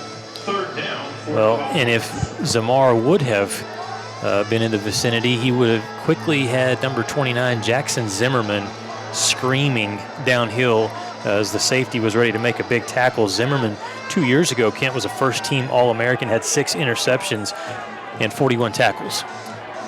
3rd down 20 for the Buffs from their own 43. Trying to make up ground from a holding call. Martinez, open set. 3-step drop over the middle, complete. That's going to be Trevin Edwards gets the first down to the 30-yard line. Well, his offense, it's got some firepower. You know, give credit to the receiver there, Edwards, going backwards, hit the spin button, and that allowed him to pick up extra yardage. Martinez going to run this time across the 30, down to the 25 to the 23, hit hard. Gets inside the 25 to the 24-yard line after picking up 8. It's going to bring up second and a long 2. Quick snap. Martinez rolls right. He might keep it again. Yes, he is. Goes out of bounds near the sticks. Let's see where they mark it. Did he get it, or is he right at the yard marker? Yeah, they say he went out of bounds at the 22-yard line. They're not moving the stick, so it's going to be 3rd and inches. Down at the Colorado School of Mines. Well, we're going to call it the 22. He's just inside the 22, so got about 8 inches to go. Again, Buffs trailing by a touchdown as Colorado School of Mines took the ball to start the second half and was able to convert on a field goal. 4 down territory here? I think so. I think it is for the Buffaloes. And barring a penalty that knocks them back 5 or 10. Yeah. Then again, let's pick up the first down right here. Martinez, open set. He's going to keep it, goes forward, gets the first down inside the 20 to the 19. And let's give credit to RJ Kent. He's 5'11", 210 pounds, good frame on the senior out of Austin, Texas. He is running hard at these big defenders. That time it was Will Adams, 6'5", 255 pounds. And RJ, hey, they give you shoulder pads for a reason. And I still think it's incredible. This is his 4th offensive scheme in 5 years, having been at Northern Arizona, Baylor, and Texas State for 2 years, and now WT. Everyone's doing something different. That tells you he's got a high football IQ, right? Absolutely. And what a humble young man. We both visited with him and came away with the same thought. Handoff goes to Hibbler up the middle, gets hit at the 20, goes forward to the 19-yard line. It's going to bring up 2nd and 9 for WT. Got sandwiched by a couple of defenders there, and one of them still down. Credit. Timeout on the field. Number 57, Russ Woodward, in on the stop, and they've got an injury timeout. So we want to take one real quick, Kent? We'll take it with them. 1 minute timeout. This is the WT Radio Network. Where are we going and how are we going to get there? Get there with room to spare in your new Ford Expedition from Tri-State Ford on I-40 at Ross. Grab your friends and go. Tons of new Fords are rolling in. Face the road ahead in a dependable truck. The built Ford Tough F-150. Looking for more horsepower? Saddle up the legendary Ford Mustang. Or how about a new Bronco or a Maverick? We've got your new ride. You'll find friendly hometown service every day at Tri-State Ford. Come see us on I-40 at Ross.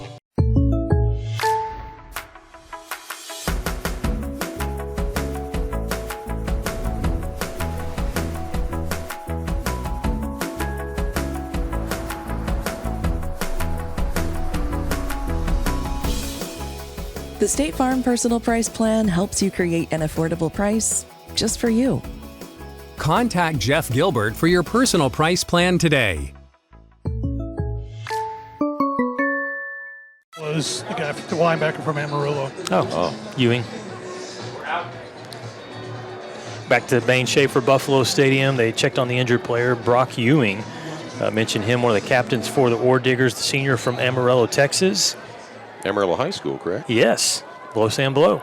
All right, 2nd and 9 for the Buffaloes. Martinez back, throws a screen pass to Hibbler. He's got some room at the 20, down to the 15, to the 11-yard line. Close to a first down. And they caught the Ordiggers out of that injury timeout late, getting a defensive player on the field. Sprinting onto the field was Sean Gilbert. Buffs took advantage. Now they need to get in the end zone. Hibbler in the backfield with Martinez. Martinez keeps it himself. He's hit in the backfield, dropped for a loss of 3 yards. Actually, they're going to mark him down just outside the 14. That was Aaron Ray. And Kent, he's so strong that he just basically took his one arm and a club. It's the bear claw. Threw RJ down to the turf. And it is 4th down and 4. And look at the Buffs going for it. Martinez has Hibbler to his left. Buffs still getting the play onto the field. Play clock at 11 and counting. Martinez now in shotgun. Drops back, big rush, gets it free, has a man wide open at the 10. First down, Buffaloes. They're going to give Phipps the forward process to Zach Phipps. Forward progress. And this is going to move it inside the 10 down to about the 8-yard line, where it's going to be first and goal for the Buffs. Here we go. Patience from the quarterback Martinez to hang in there and deliver it. Now he's running. Martinez keeps it to the 5, inside the 5, to the 3, down to the 2. R.J. Martinez with the called keeper. And the Ordiggers are finding out that the senior quarterback for the Buffs, he is tough. Second and goal from the 2. Martinez has Hibbler in the backfield. He'll keep it himself. He's in. Touchdown, Buffaloes! R.J. called his own number for a second consecutive play. Kent, that's his 4th rushing touchdown of the game. And the Buffaloes are a point after away from tying it up. You look at the block there on the right side there. What's the flag? Oh, there's a flag. And Josh doesn't look happy, Josh Lynn. No, and the offense is still on the field. The ruling on the field is that the offense ran a player on the field. Therefore, the referees went into substitution mechanics, and the offense snapped the ball. It's a delay game on the offense, 5-yard penalty. Still first down. I don't understand that one at all. And neither does Josh Lynn. Yep. Did you understand that explanation? I'm getting that it's what we talked about. But we weren't making a substitution, and that's why the Buffs snapped the ball. Well, Josh Lynn made his way down to the 10-yard line to voice his complaint. It's almost as if the officials maybe blew a whistle or something or went into the motion where they're going to try to come over the ball, and then the center snapped it anyway. All I know is that the points were taken off the board. All right. No touchdown. 2nd and 7 for the Buffaloes. We're doing the substitution now. Well, how many times can you run RJ? I mean. He did it twice. He's got Hibbler in the backfield. 2 receivers right and left. Ball spotted at the Colorado School of Mines 7. 2nd and goal, 4:57 to play, 3rd quarter. Martinez back. Pass is going to be complete inside the 5. Ball carrier thrown out of bounds. And that was Trace Clarkson that caught the ball. Gets down to the 3-yard line, brings up 3rd and goal from the 3. Are you surprised we just still haven't seen the backup running back? Haven't seen Gene Sledge. This would be a great time for that 6'2", big guy, 235-pound we running back. We also have not seen Sean Johnson on the field. No, Hibbler's been our only running back that they've played tonight. Johnson saw quite a few snaps last week at running back. Yeah, RJ has essentially kind of played like a running back tonight. All right, 3rd and goal from the 3. 4:16 to play. Buffs trailing by 7 after having a touchdown nullified. Martinez to pass, wide open in the end zone, and he overthrew his receiver. That was one where it's just almost too easy, right? Like the receiver. Drew Zamar was open. Was Zamar backpedaling? That's the question. Or could he have gone to the ball? That ball was too much juice, and so now on 4th down, instead of 6 points that the Buffs had, the weird penalty call on the substitution. We're going to take the points off, and Colorado School of Mines holds West Texas A&M to now a field goal try, very short, basically an extra point try here for Levi Crowder. Yeah. Crowder out of the hold of Ingham. Snaps good, kicks down, it's up, and it's good. And there's a penalty. It's on the Ordiggers. Could be good. If it's on the Buffs, you're going to have to back it up and kick it again. Hey, guys, you were asking about that pass. Yes. It was too much air on the pass Holding. that went over. Defense. Good attempt in the end zone, but it was just too automatic much air. first down. And the Buffs just got a big break right there, Lucas. Defensive holding on a field goal. And all of a sudden, my heart feels good again, Kent. Yeah, this feels like Saturday night. It's only Thursday. We got to go to work tomorrow. And how, if you're Colorado School of Mines, you're saying, how did we hold on a field goal try? Yeah. So now the Buffs have 1st and goal. Have they spotted the ball yet? Is it at the 1? Is it at the 2? It's a half the distance call, so it's probably at the 1.5. And guess who's just entered the game? Gene Sledge, the 6'2", 235-pound junior from Huntsville, Alabama, most recently Kennesaw State. Had 1 rush for 11 yards last week. You've also got a big body in the backfield. How about we give it to Mean Gene the Sledgehammer? In the backfield, along with got a lead blocker. JR, is Easton Fulton. He's normally lining up at left guard. So here we go. 1st and goal from the 1.5. Ball goes to Sledge. Is he in? They're going to mark him down just inside the 1. About the 4-inch line. The band thought he scored. They've already started on Buffaloes. Sledge thought he scored too. He's staying on the field. Buffs up to the line here.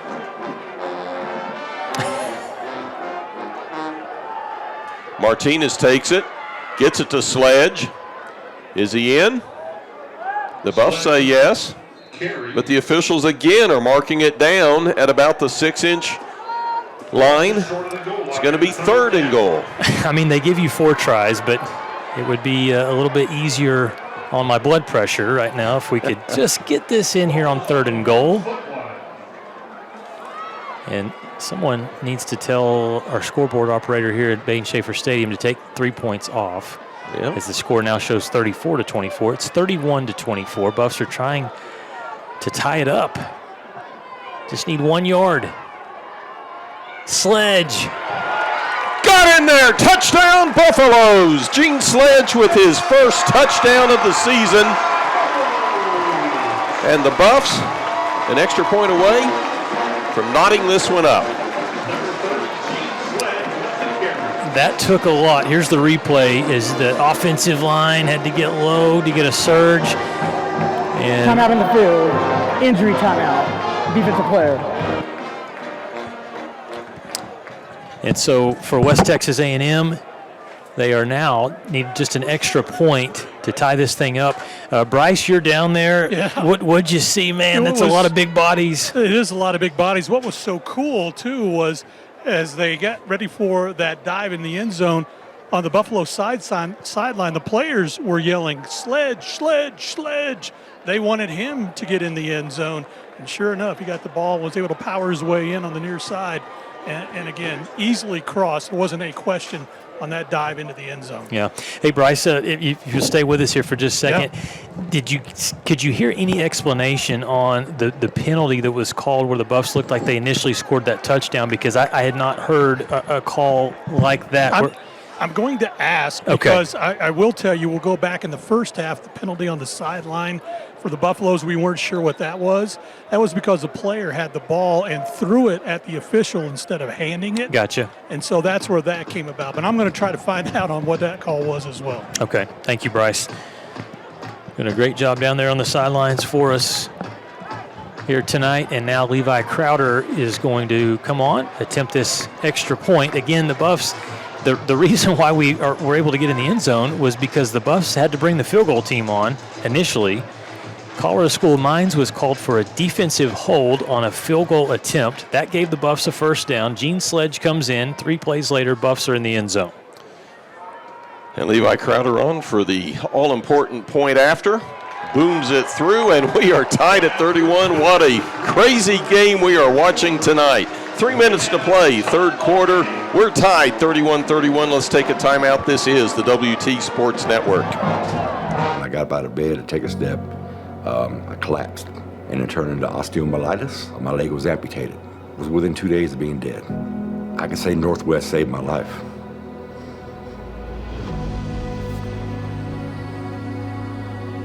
Because in April, I was dead, for the most part.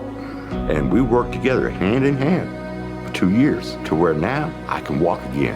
And I just want to say thank you, Northwest, because that's my ultimate goal, to live and not ever give up.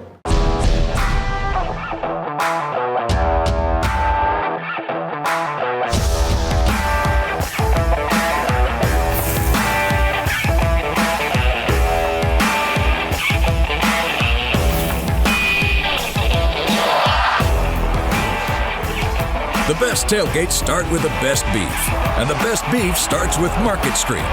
Market Street, where we do beef the best.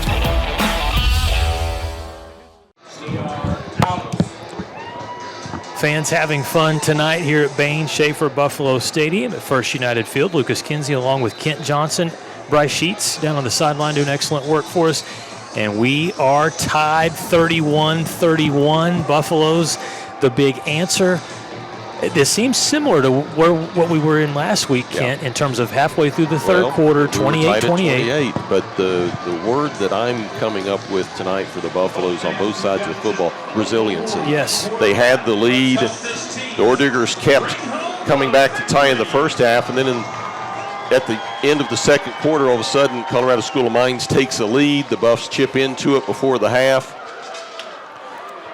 Mines opens the scoring in the third quarter with the touchdown, but the Buffs have come right back, and we are tied at 31 as the kick is going to be caught in the end zone about 8 yards deep and downed.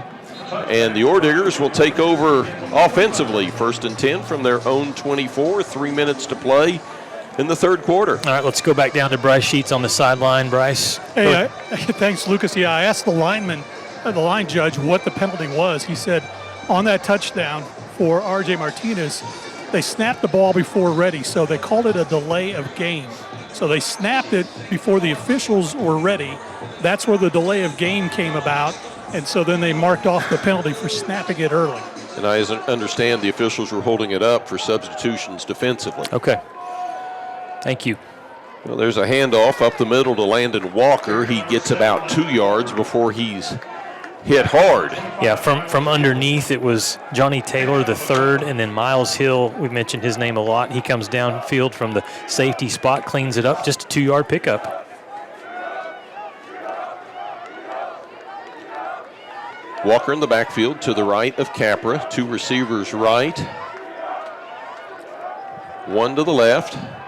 Pass in the flat to Walker on the wheel route. He's at the 40 to the 45, out to the 48-yard line before he's tackled by 2 of the Buffs linebackers. Yeah, a miscue defensively because as Walker sneaks out of the backfield, there was no maroon jersey within 3 or 4 yards.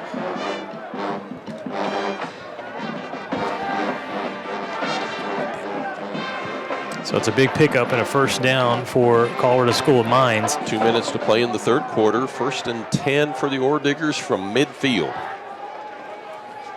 Capper with Walker, gives it to Walker. Student body left. He's caught in the backfield and dropped for a loss of maybe 5. Johnny Taylor the third, the unblockable number 92 right there. Watch him come down the line. Defensive line coach Shane Shade probably says that's how I used to do it back in my playing days. Coach Shade, he was a great college player. Last year coaching the running backs. This year he's on the defensive side. And that was beautiful right there by big Johnny Taylor III. We noticed during the last play, one of the Ordiggers being carted off the field to the locker room. It was number 2, Will Ramsey, their starting safety. Okay. Junior from Argyle, Texas. He was sitting up in the cart, so we're not sure what the injury was. Here's Capper going deep. He's got a man at the 18, but it's broken up, intended for Flynn Sheely. No, that's great coverage by Dyquist Shaw. And Sheely's down. Sheely's down holding his knee. Hopefully, he just bumped his knee on the turf, and it's not more serious, but he is down and in some pain. Yeah, and to just talk about this last play, it's a great route by Sheely. He's open. He's got a step on Dyquist. Watch a little stop and go. Pitch and go. But the defensive back, at the last second, you turn your head and you get your hand up. That's really good coverage. I think the Ordiggers may say there's some contact there, but at the last second, he turns his head and locates the football. And maybe underthrown just a tad there. And it almost looked like the WT defender may have landed across Sheely's knee as he was starting to roll. So we've got a immediate timeout on the field. We'll take it with them. 58 seconds to play in the third. We're tied at 31. This is the WT Sports Network.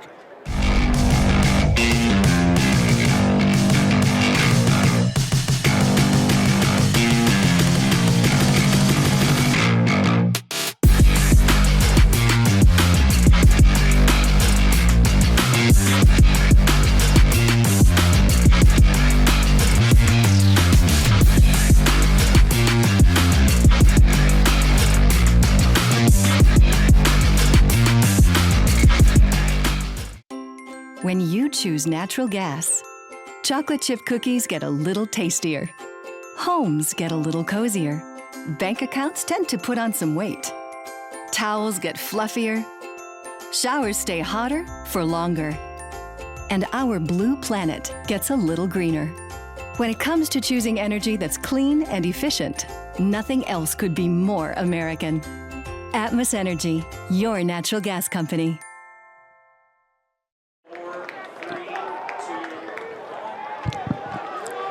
Well, welcome back to Bain Schaefer Buffalo Stadium, where you see the injured Ordigger. That's their outstanding receiver, Flynn Sheely, being helped off the field. He's not putting a lot of weight on that right leg, but he wasn't dragging it. So hopefully that is a bruise or something minor, and he's able to get back into this ball game. Yeah, he's a fun one to watch. He is. He's a great player. He's been doing it, not only catching the football for the Ordiggers, but his blocking downfield. So now somebody else has to step up.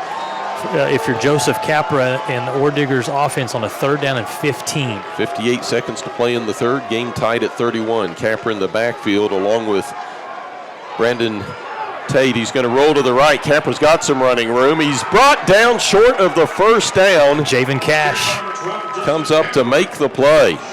And you know, that play right there is perfect to sum up Javen Cash. He's not the biggest, he's not the fastest, but he's a dog, and he finds ways to just make big plays. If he doesn't make that tackle, Capra is still running. Right now it's 4th down and about 3 here for Colorado School Mines. And Mines is going to trot out the punter, Lucas LeSueur. You mentioned Javen Cash, local product from Canyon High School. Clock ticking down. We're going to have this final play, and that will take us inside of 5 seconds in the period. LeSueur takes the snap, puts his boot into it. He's been a great punter. This one is going to come down inside the 5. Actually, it bounces out to about the 7-yard line, and that's where the Buffs will take over. When we come back from this timeout, our third period has expired. It's West Texas A&M 31, Colorado School of Mines 31. This is the WT Sports Network.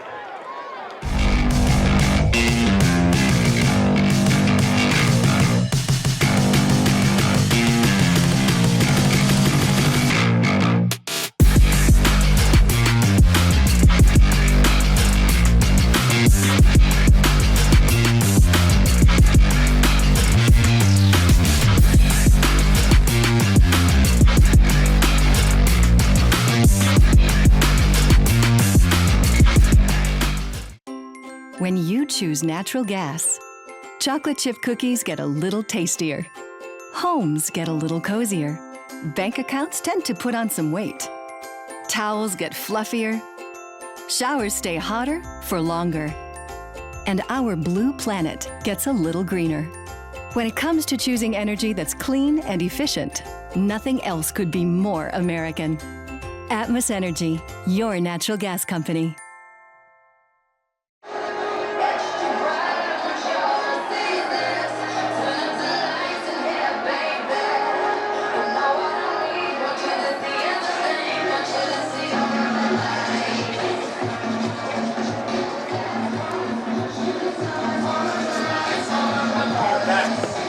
Welcome back to Bain Schaefer Buffalo Stadium. And they've turned the lights out. They're got the phones out. Enjoying this one. This has been a great game, Kent. The hot start from West Texas A&M early. The answer from Colorado School of Mines. They were controlling the game, in the second quarter. The Buffs have been strong in this second half, not just with their offense, but how about the defense coming up with a big stop that last possession? Absolutely. So the defense knows they can do it. The offense has been going up and down the field here in the second half, sometimes more than they've needed to. And we're at 31-31 as we begin the fourth and what we think may be the final period of play. Uh-oh. The ball may have been on the ground for a minute, but RJ recovered it for no gain, but fortunately doesn't look to be a loss as well. After 3 periods, the Buffs with 384 yards of total offense, the Ordiggers with 302. Ordiggers have controlled the ball 23 minutes, 48 seconds to 21-12. for WT. And a big positive to continue to talk about the WT defense, they've only allowed 125 rushing yards to the Ordiggers.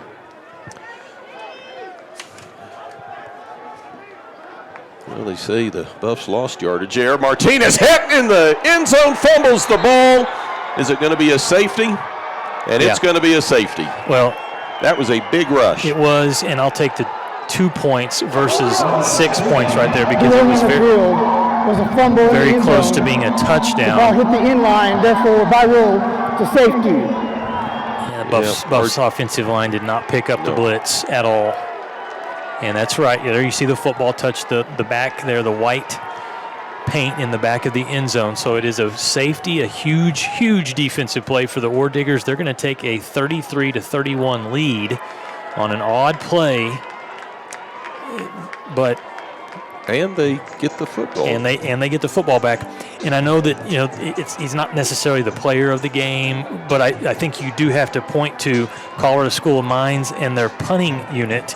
And Lucas LeSueur has been fantastic, Kent. He has punted and pinned the Buffaloes inside the 10-yard line 3 times tonight. One of those, he pinned it to the 2-yard line, and it just makes a big difference. There's just things you cannot do when you're that close to your own end zone, and it works out again in favor of the Ordiggers. The Buffaloes will get what they call a free kick, which is basically a punt. And you mentioned LeSueur has 3 punts for 131 yards. He's averaging 43.7. He's nailed 3. Well, all of them have been inside the 20, but for that matter, they've been inside the 10. They have. His accuracy has been really good. So huge credit to the redshirt freshman from Walnut Creek, California. And he's replacing the punter from a year ago, who was an All-American, Blake Dowd, who is the punter for the Alabama Crimson Tide this year.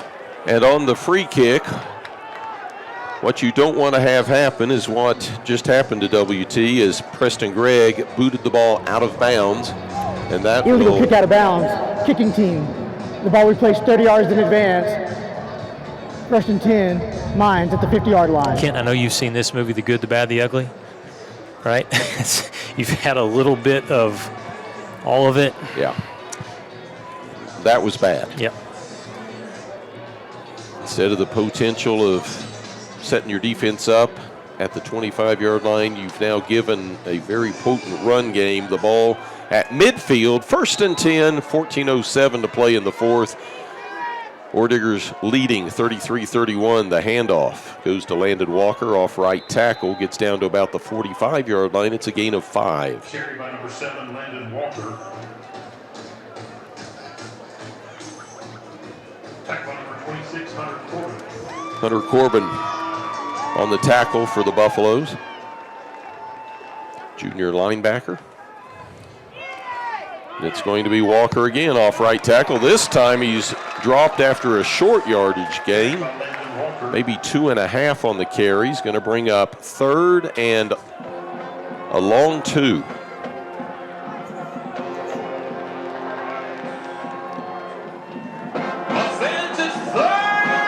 Two receivers left, one to the right. Capper in shotgun has Landon Walker to his right. He's going to drop back, quick pass out right side, complete, nice catch on the far side. That was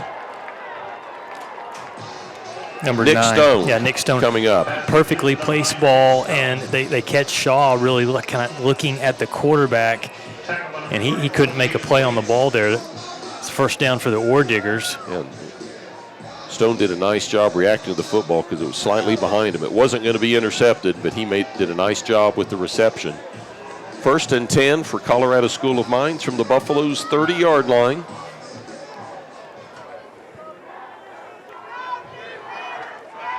Oh, what to give for a turnover if you're a Buffaloes fan. Almost had it there. The ball went off the hands of Pierce Richards, and now we got a flag in the backfield, and that might be a late hit. There was Jamel Acosta-Lewis came up and delivered a blow to a player that was not the intended receiver. Let's see what Israel Silva Personal says. foul. Illegal blindside block. Offense number 13.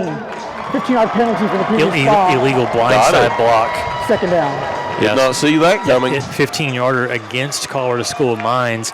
Those are the plays, Kent, that in the old days you never saw called. Yeah. The illegal blindside block. It was just, that's a protection that didn't call exist.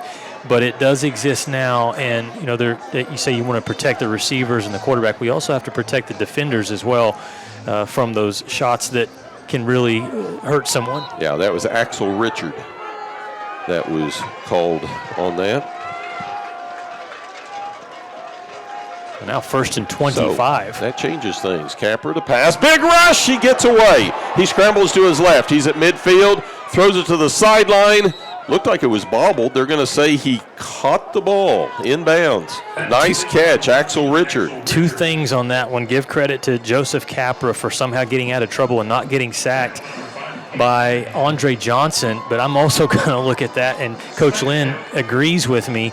It looked like as Capra was sprinting out of the pocket, Andre Johnson was being held by the left tackle, Tyson Kestner. Could have been called. As it stands, it's 2nd down and 21 here for Colorado School of Mines as they're up 33-31 early 4th quarter. Ball at the 41, 2nd down, 21 to go. Capra back, he's going to keep it himself. Cuts to the left at the 40, gets down to the 35. We got a flag, and that is in holding territory. And that's the call that Coach Lynn wanted on the previous play. There's a very dejected-looking Tyson Kestner, so let's see if they call up 77 on this. Well, there was a huge hole that opened up. I was going to say great play call, and it was. It was a great design. Holding. Offense number 4. Number 4. That's out of the backfield. Yeah, it was a running back, Braylon Tate. My apologies to the big guy on the O-line. Don't take it out on me. That's going to back the Ordiggers back to midfield. And that is now the 8th penalty committed by Colorado School of Mines. Buffs, only 2 penalties here in the second half. They have 12 penalties for 89 yards. 2nd down 30 from midfield.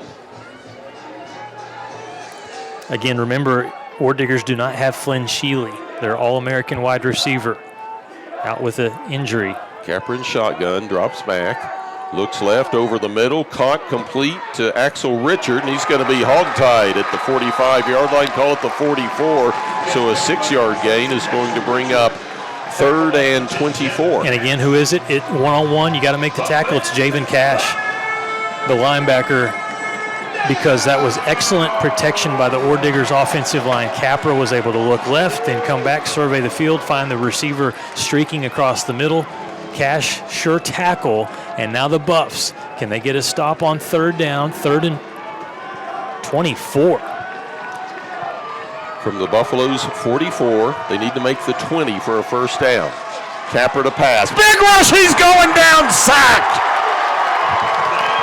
Hello coming in right up the middle, Antonio Murillo. Comes in on the passing down. And you love to see it. He goes to the sideline. Who's the first person to celebrate with him? Shane Shade, his defensive line coach. Yes, sir. You want to wrap up on a tackle. That's the way you do it. Okay, can we affect the punter, Lucas LeSueur, who has been so good? Jaden Hibbler back deep. LeSueur standing at his own 34-yard line after a tremendous defensive series for West Texas A&M. LeSueur puts a high wobbler. Hibbler lets it bounce, and this time it's going to go into the end zone.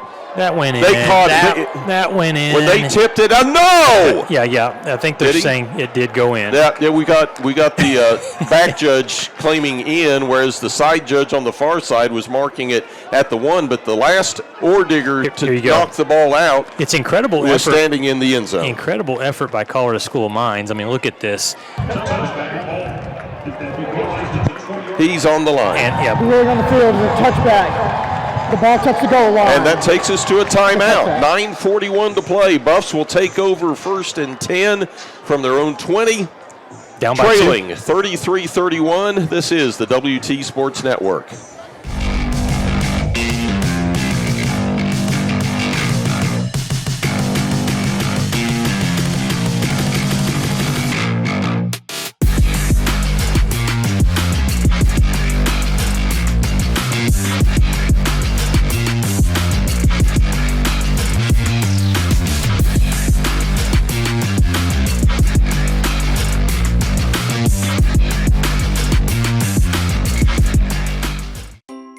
When you choose natural gas, chocolate chip cookies get a little tastier. Homes get a little cozier.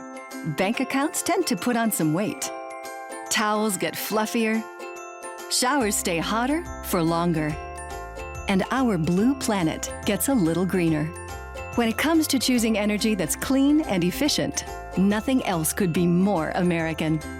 Atmos Energy, your natural gas company. 3, 2, 1, you can go. Welcome back to Bain Schaefer Buffalo Stadium. What a game. 33-31, fourth quarter. Great action.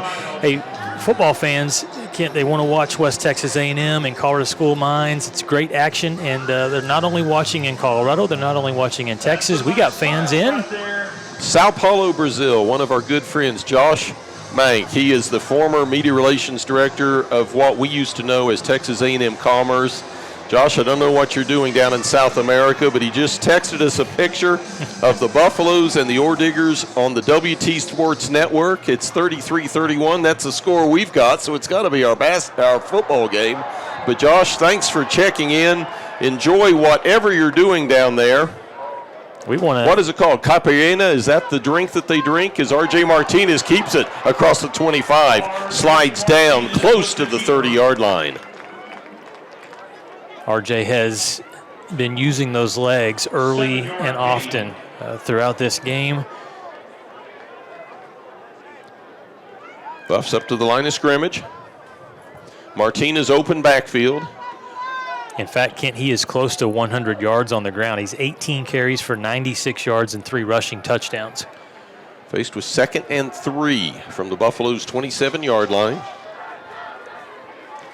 Open backfield. Martinez keeps it himself, gets by one tackler across the 30, gets the first down out to the 32. He's slippery. I mean, that's the way to say it, is he just has a slight, subtle little juke to the right, juke to the left. Juke, that's what he does. It's just subtle. He may only go 6 or 8 inches, but it's enough that the tacklers miss him or don't get a good hold on him. So now all eyes are on number 2. Maybe go with a little fake the run and find an open receiver. Buff still waiting to get the play in. Leading receiver tonight is Zamar. Drew Zamar, 5 catches, 96 yards. Been targeted 6 times. Play clock at 5. Martinez at the line. Empty backfield. Waiting the ball. Gets the ball. Throws out right. The pass is going to be complete to Trevin Edwards, but there's nowhere to go. Yeah, that was read beautifully that time. Credit Joel Diaz, the safety, the 200-pound senior from Gilbert, Arizona. Stopped us for no gain. 2nd and 10. Martinez back, gonna run, hit in the backfield. Street gets free across the 40. First down, R.J. Martinez. They're applying so much pressure from the edges that R.J. is sensing it and just saying, forget this, I'm just gonna take off and run. Yeah, and he's able to run right up the middle. As you say, the pressure coming on the edge. Martinez back. He's going to do it again. Pumps, keeps it across the 45 to the 47. Hit late as he went down, but he was diving. He wasn't sliding. He was, and that's where it changes. And you say, okay, you're a ball carrier. Yep. Free game. Now, if it was that other league, there'd be laundry all over the field. But college football, you can still tackle the quarterback at times. Seems like a lot of what we're seeing offensively here, Kent, is number 2 just going back and taking off and running. Well, the defense is letting them do that. They start focusing on him. That's going to open up someone. Buffs with trips to the right side. Hibbler in the backfield. 1 receiver left. Martinez keeps it. Cuts up across the 50 to the 45-yard line. Close to a first down. Are they going to move the sticks? Yes, they are. And R.J. Martinez is getting really close to breaking another long touchdown. Remember, he had a 41-yard run early in the first half for a Buffs touchdown. Buffs 1st and 10 from the Ordiggers 46. Rolls right, throws over the middle. Ball's batted down almost. It could have been intercepted. The ball was deflected in the air. Getting over there for the Ordiggers was number 99. Jacob Sanders. Jacob Sanders, yeah. Heck of a play.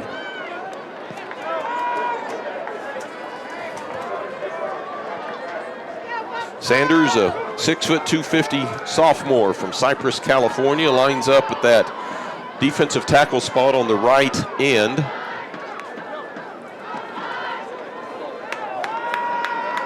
Well, you've got him at nose tackle right now. He's right over center.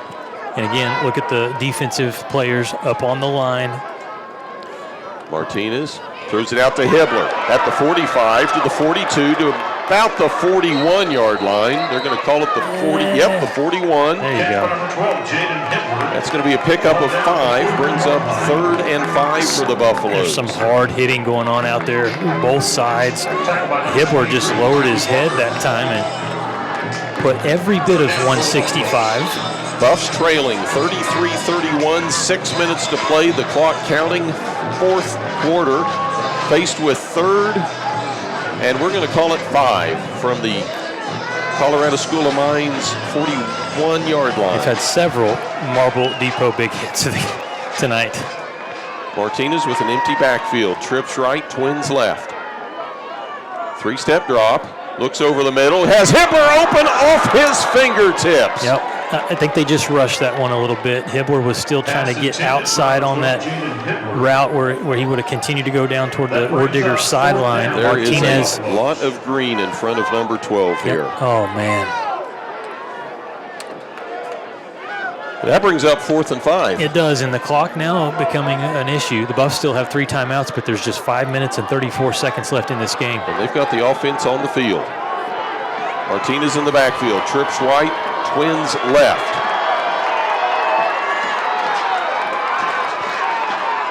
.534 to play. Martinez back, looking over the middle, throwing deep.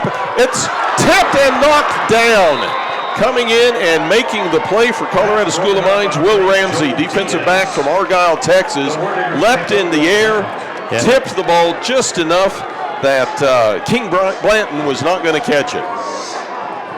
Yeah, he was reading RJ's eyes the entire way. So it's a big play defensively there for Colorado School of Mines. They hold the Buffs, they get the ball back, and now if you're the Ordiggers, you can play keep away because you're up by 2 points here.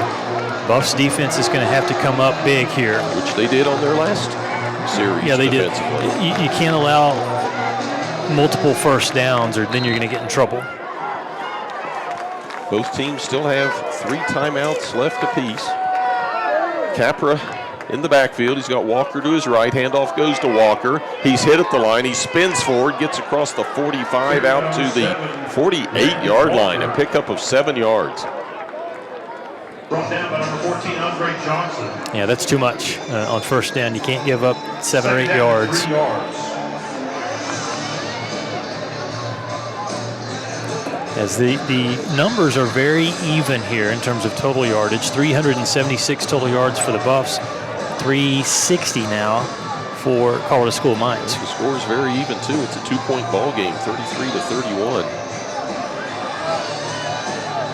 Ordiggers milking the clock. Play clock down to 6. We're inside of 4:45 to play in the 4th. Ordiggers leading by 2. Capra gives it to Walker. Up the middle, breaks it, and he's brought down with a shoestring tackle in the backfield by Miles Hill.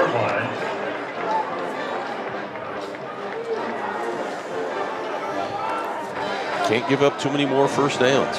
Any more, for that matter. Well, in Colorado School of Mines, this is no surprise. We're not seeing trickery. It is big boys, you lead the way. We're going to turn. We're going to go to Landon Walker. We got our quarterback that can run as well. And WT, that they're basically saying the Ordiggers are, try to stop us. Going to be inside of 4 minutes when we snap the ball. 1st and 10 for Colorado School of Mines from the WT 40. The handoff goes to big number 7. He gets 5 yards. They're running RPOs, but the last 3 plays, it has been number 7 that has carried the ball. Belly dive. Yeah, go with number 7. He's getting the ball, fellas. Yep. So you keep on, then they pass it to the tight end, and we're sitting here saying, why did you do that? This game of football that we love, right? It's inside of 3:30 to play, and the play clock still has 15 seconds. The Ordiggers not in any hurry to break this huddle as they have 2nd and 5 from the Buffs' 35-yard line. Buffs need a stop. Need some penetration from that front. Handoff again goes to Walker. He bulls forward close to the 30. He does not get the first down yet. It's going to be 3rd and a 1 yard to go. As the ball's marked on the WT 31. Again, there's just not enough of a push, and that is 4 straight plays where number 7 has gotten the ball. Best runner behind the best blocker. You heard that one before? Yeah, it reminds me of junior high football with old coach. He was an old school coach, Ed Hershock, and he said, fellas, we're going to run this ball until the defense stops us. You got Chandler Pogansey at center. You got Ben James at right guard, and that's where Landon Walker has been carrying the mail. 3rd and 1. Hand off to Walker. Gets the first down. He's down to the 25-yard line. Carry number 7, Landon Walker. They're going to take this down to the 2-minute timeout. The Buffs still have all 3 timeouts, and they're going to have to start using them. But goodness, Colorado School of Mines is probably thinking, well, what if we just don't give WT the football back? That's what's going to happen if we're not careful. 2 minutes to play. We've got a timeout on the field. 33-31 our score. Colorado School of Mines on top. We'll be back for the finale of this ball game. This is the WT Sports Network.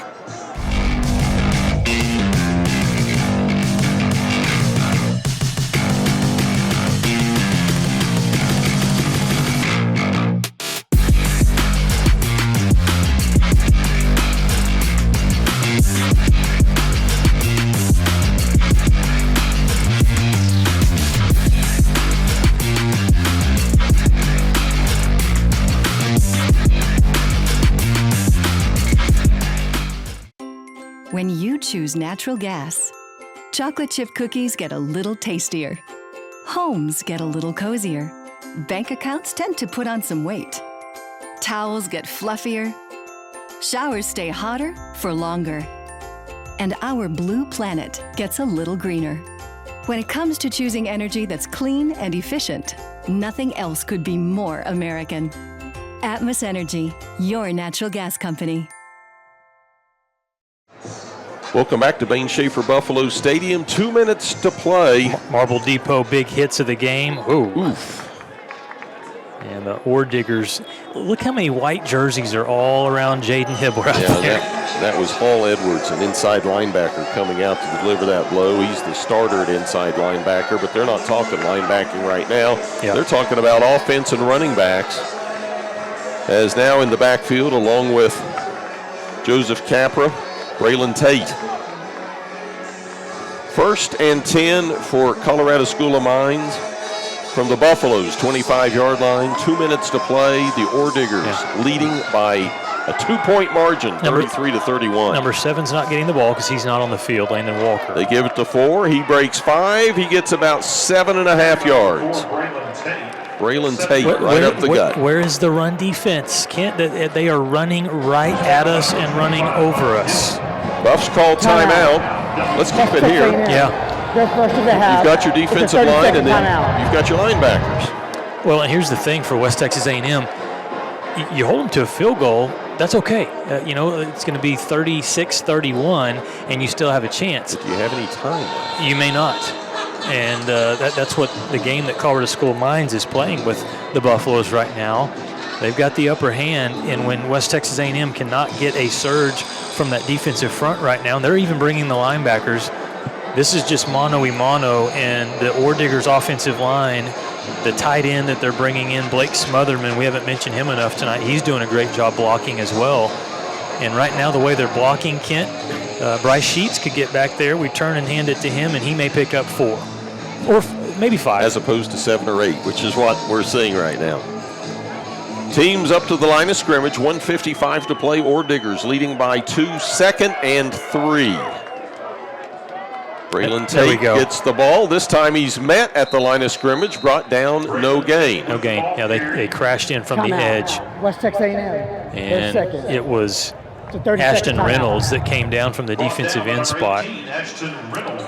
We'll look ahead 9 days. Buffs next game on the road again. Their next 2 games are on the road. Western New Mexico out in Silver City. Next Saturday, we'll have it right here on the WT Sports Network. Kickoff at 7 p.m. Central Time. And also on KGNC as well, and glad to be on the airwaves with them all season long on the road with the Buffaloes.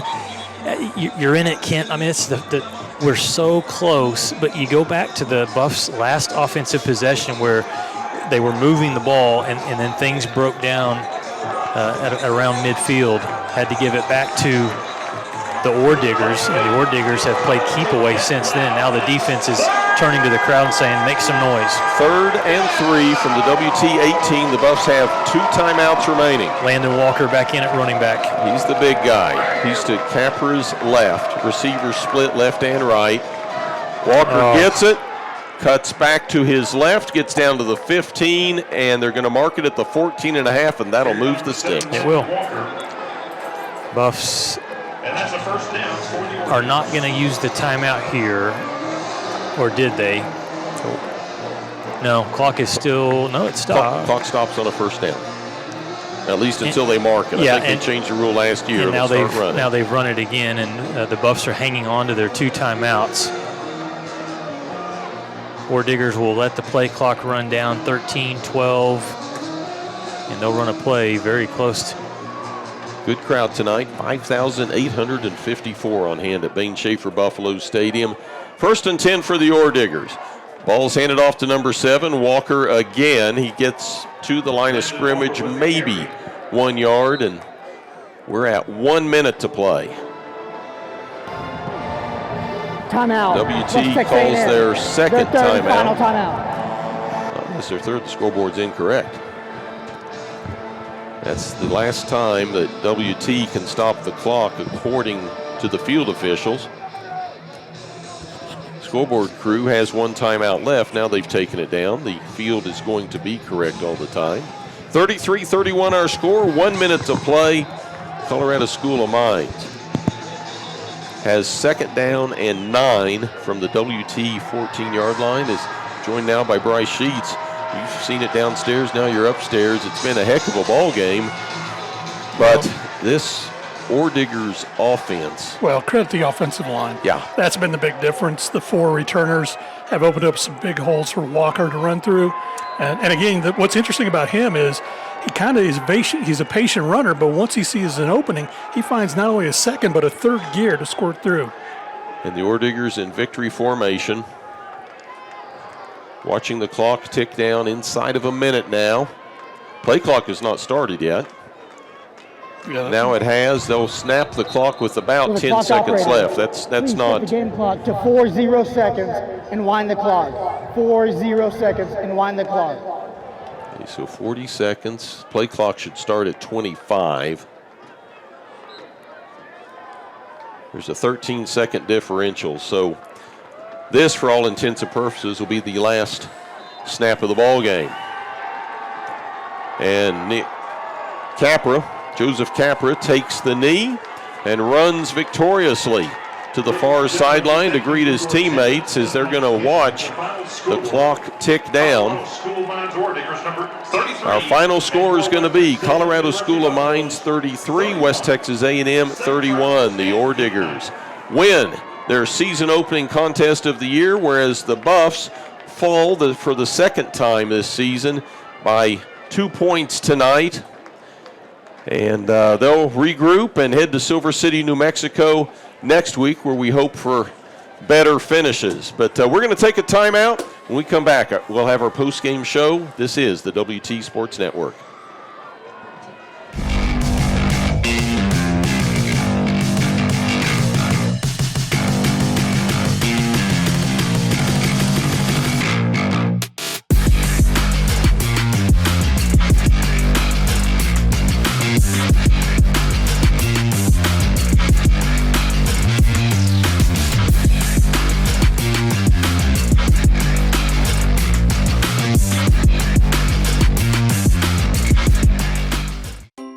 When you choose natural gas, chocolate chip cookies get a little tastier.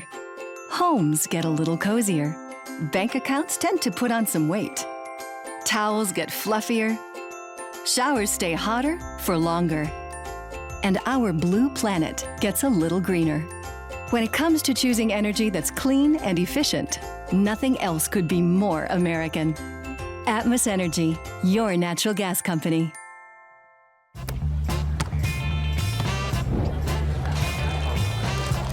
Hey, play for an ultra? We playing for ultras? Brace you for an ultra? Put an ultra on it. Don't forget, there's ultras on the line. I didn't.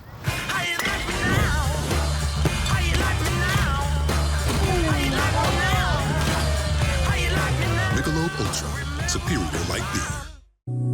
Need more business? Choice Media is your local outdoor advertising solution, helping businesses grow since 1992. After 31 years of business, Choice Media has both static and digital billboards throughout Texas, New Mexico, and Oklahoma. Billboards are the best choice when trying to grow clientele or promoting brand awareness. Contact Choice Media, your local advertising company, at 806-352-6585 to speak with a billboard expert today. That's 806-352-6585.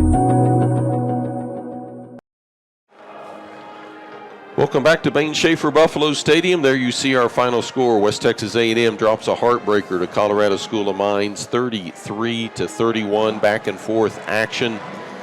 But a safety in the fourth quarter, the margin of victory. Yeah, very much so. And again, just great pressure from Mines to put that on R.J. Martinez, where he just lost it in the end zone. But much better second half this week for the Buffaloes than what they had last week against Western Colorado. So they should be fairly, obviously you're not pleased when you come up with a loss, but you're definitely ready. You like the second half action. And Lucas Kinsey's down on the field with the head coach, Josh Lynn. Lucas, take it away. All right, thanks, guys. Down here with head coach Josh Lynn. Buffs, 33-31 loss tonight. Coach, close at halftime, came out, made good adjustments right there, so close at the end. And I know we want the different outcome, but again, great effort throughout four quarters. Proud of my guys. I mean, it's a good football team we just played. And, we had the mistake with the safety down here in the end zone. We had two plays that got us there with the 2 points. But really proud of my guys. We battled. I was really proud defensively. We came out and played defensively, got some stops, got our offense back on the field. And there's a lot to grow from this. You know what I'm saying? We need one of these wins. You know what I'm saying? And credit to Mines tonight. Feels like we're knocking on the door, and again, playing quality opponents to start the season, Western Colorado and Colorado School of Mines. I want to ask you about R.J. Martinez. He was fantastic again tonight. 3 rushing touchdowns, threw the ball well, finding receivers throughout the game. Seems like he's very comfortable early on. Oh, he's great. I mean, we've got a good one there, and it's coming. I'm proud of him. I'm proud of the way he executed. I mean, kept us in. He made some plays tonight where we didn't have him protected well as he needed to, and he's going to be a great one for us. I can tell there's a lot of things that you're proud of with this team. When you go in there and you talk to your guys after a tough 2-point loss, what's the message? We got to keep going. I mean, this is 2 non-conference. Now we start Lone Star Conference play. I mean, that's the big factor right now. We got to go in and get ready for Western New Mexico next week. All right, we'll be with you guys in Silver City next Saturday. Great job tonight, Coach. Thank you guys. Appreciate it. All right, Kent, back upstairs to you and Bryce at Buffs. Fall tonight, 33-31, but again, a lot of good things to look at here in a 2-point loss at home. Well, they are, Lucas. And Bryce, what I look at is before you start jumping off cliffs with an 0-2 start, look at the teams you've played. You've played a team that's in the top 10. Yep. You've got a team that's receiving votes that if they play like this, they're going to be around. These have been 2 ball teams that the Buffs have played and lost to that have been in the NCAA Division II playoffs each of the last 2 years or more. Yeah, absolutely. Bob Stitt wasn't sure what he had. He wanted to get in game action and see what he had tonight. He's going to be very pleased on the ride back up to Golden, Colorado. But the Buffs got a lot to be thrilled about. And again, I was very pleased with the second half execution of the offense. They were kind of worn out last week against Western Colorado. They stayed in this one tonight. Credit R.J. Martinez for a lot of that. And then defense, I think, had great stops at the right time. 2 miscues really are the things that stand out. Obviously, the fumble in the end zone. And earlier in that first half, the punt that Hibbler let roll and put him deep in the end zone, that set up that first short touchdown for Mines. Other than that, I think the team played even better. A lot of improvement from week 1 to week 2. Well, they say you make a lot of improvement from week 1 to week 2. The outcome, not what you wanted. But the offense moved the football. Got to cut down on the penalties. Yes. You take away that penalty yardage, and it's a lot easier football game. I think the thing that really sticks out on the penalties more than anything else is the delay of game penalties, and that was getting the offense in too long. You would see on the sideline that they were waiting for it to be, sent down from the box up here, and then they relayed it in, and it just seemed like it took a little too long to find. It was almost like they're trying to find the right play instead of just bringing in the next play. We've talked about the Buffs. Let's give a little more credit to Colorado School of Mines. You talked about that offensive line in the pregame. You got senior, junior, sophomore, and they did a heck of a job. And then as we saw throughout the game, the punting of Lucas LeSueur put the Buff offense in a hole numerous times. Yeah, special teams, you want to win all three facets, and so you might give them the edge on that one as far as the punt game is concerned. And then their running back, Walker, was just incredible. I really appreciated the way he approached the game tonight. You can see he's a veteran player, and he played like a veteran tonight. And their quarterback, he had some growing pains, I guess, a little bit, but as the game progressed, he got stronger and stronger. Well, Joseph Capper, especially in the second quarter and the third quarter, he used his legs rather than his arm. Exactly, and that was the difference because you're not spying on the quarterback as much because he was either handing off or trying to do a little dump pass, and so, again, a little change of pace was a big difference. Colorado School of Mines wins it 33-31. They go to 1-0 on the season. The Buffs fall to 0-2. We'll take a timeout. This is the WT Sports Network.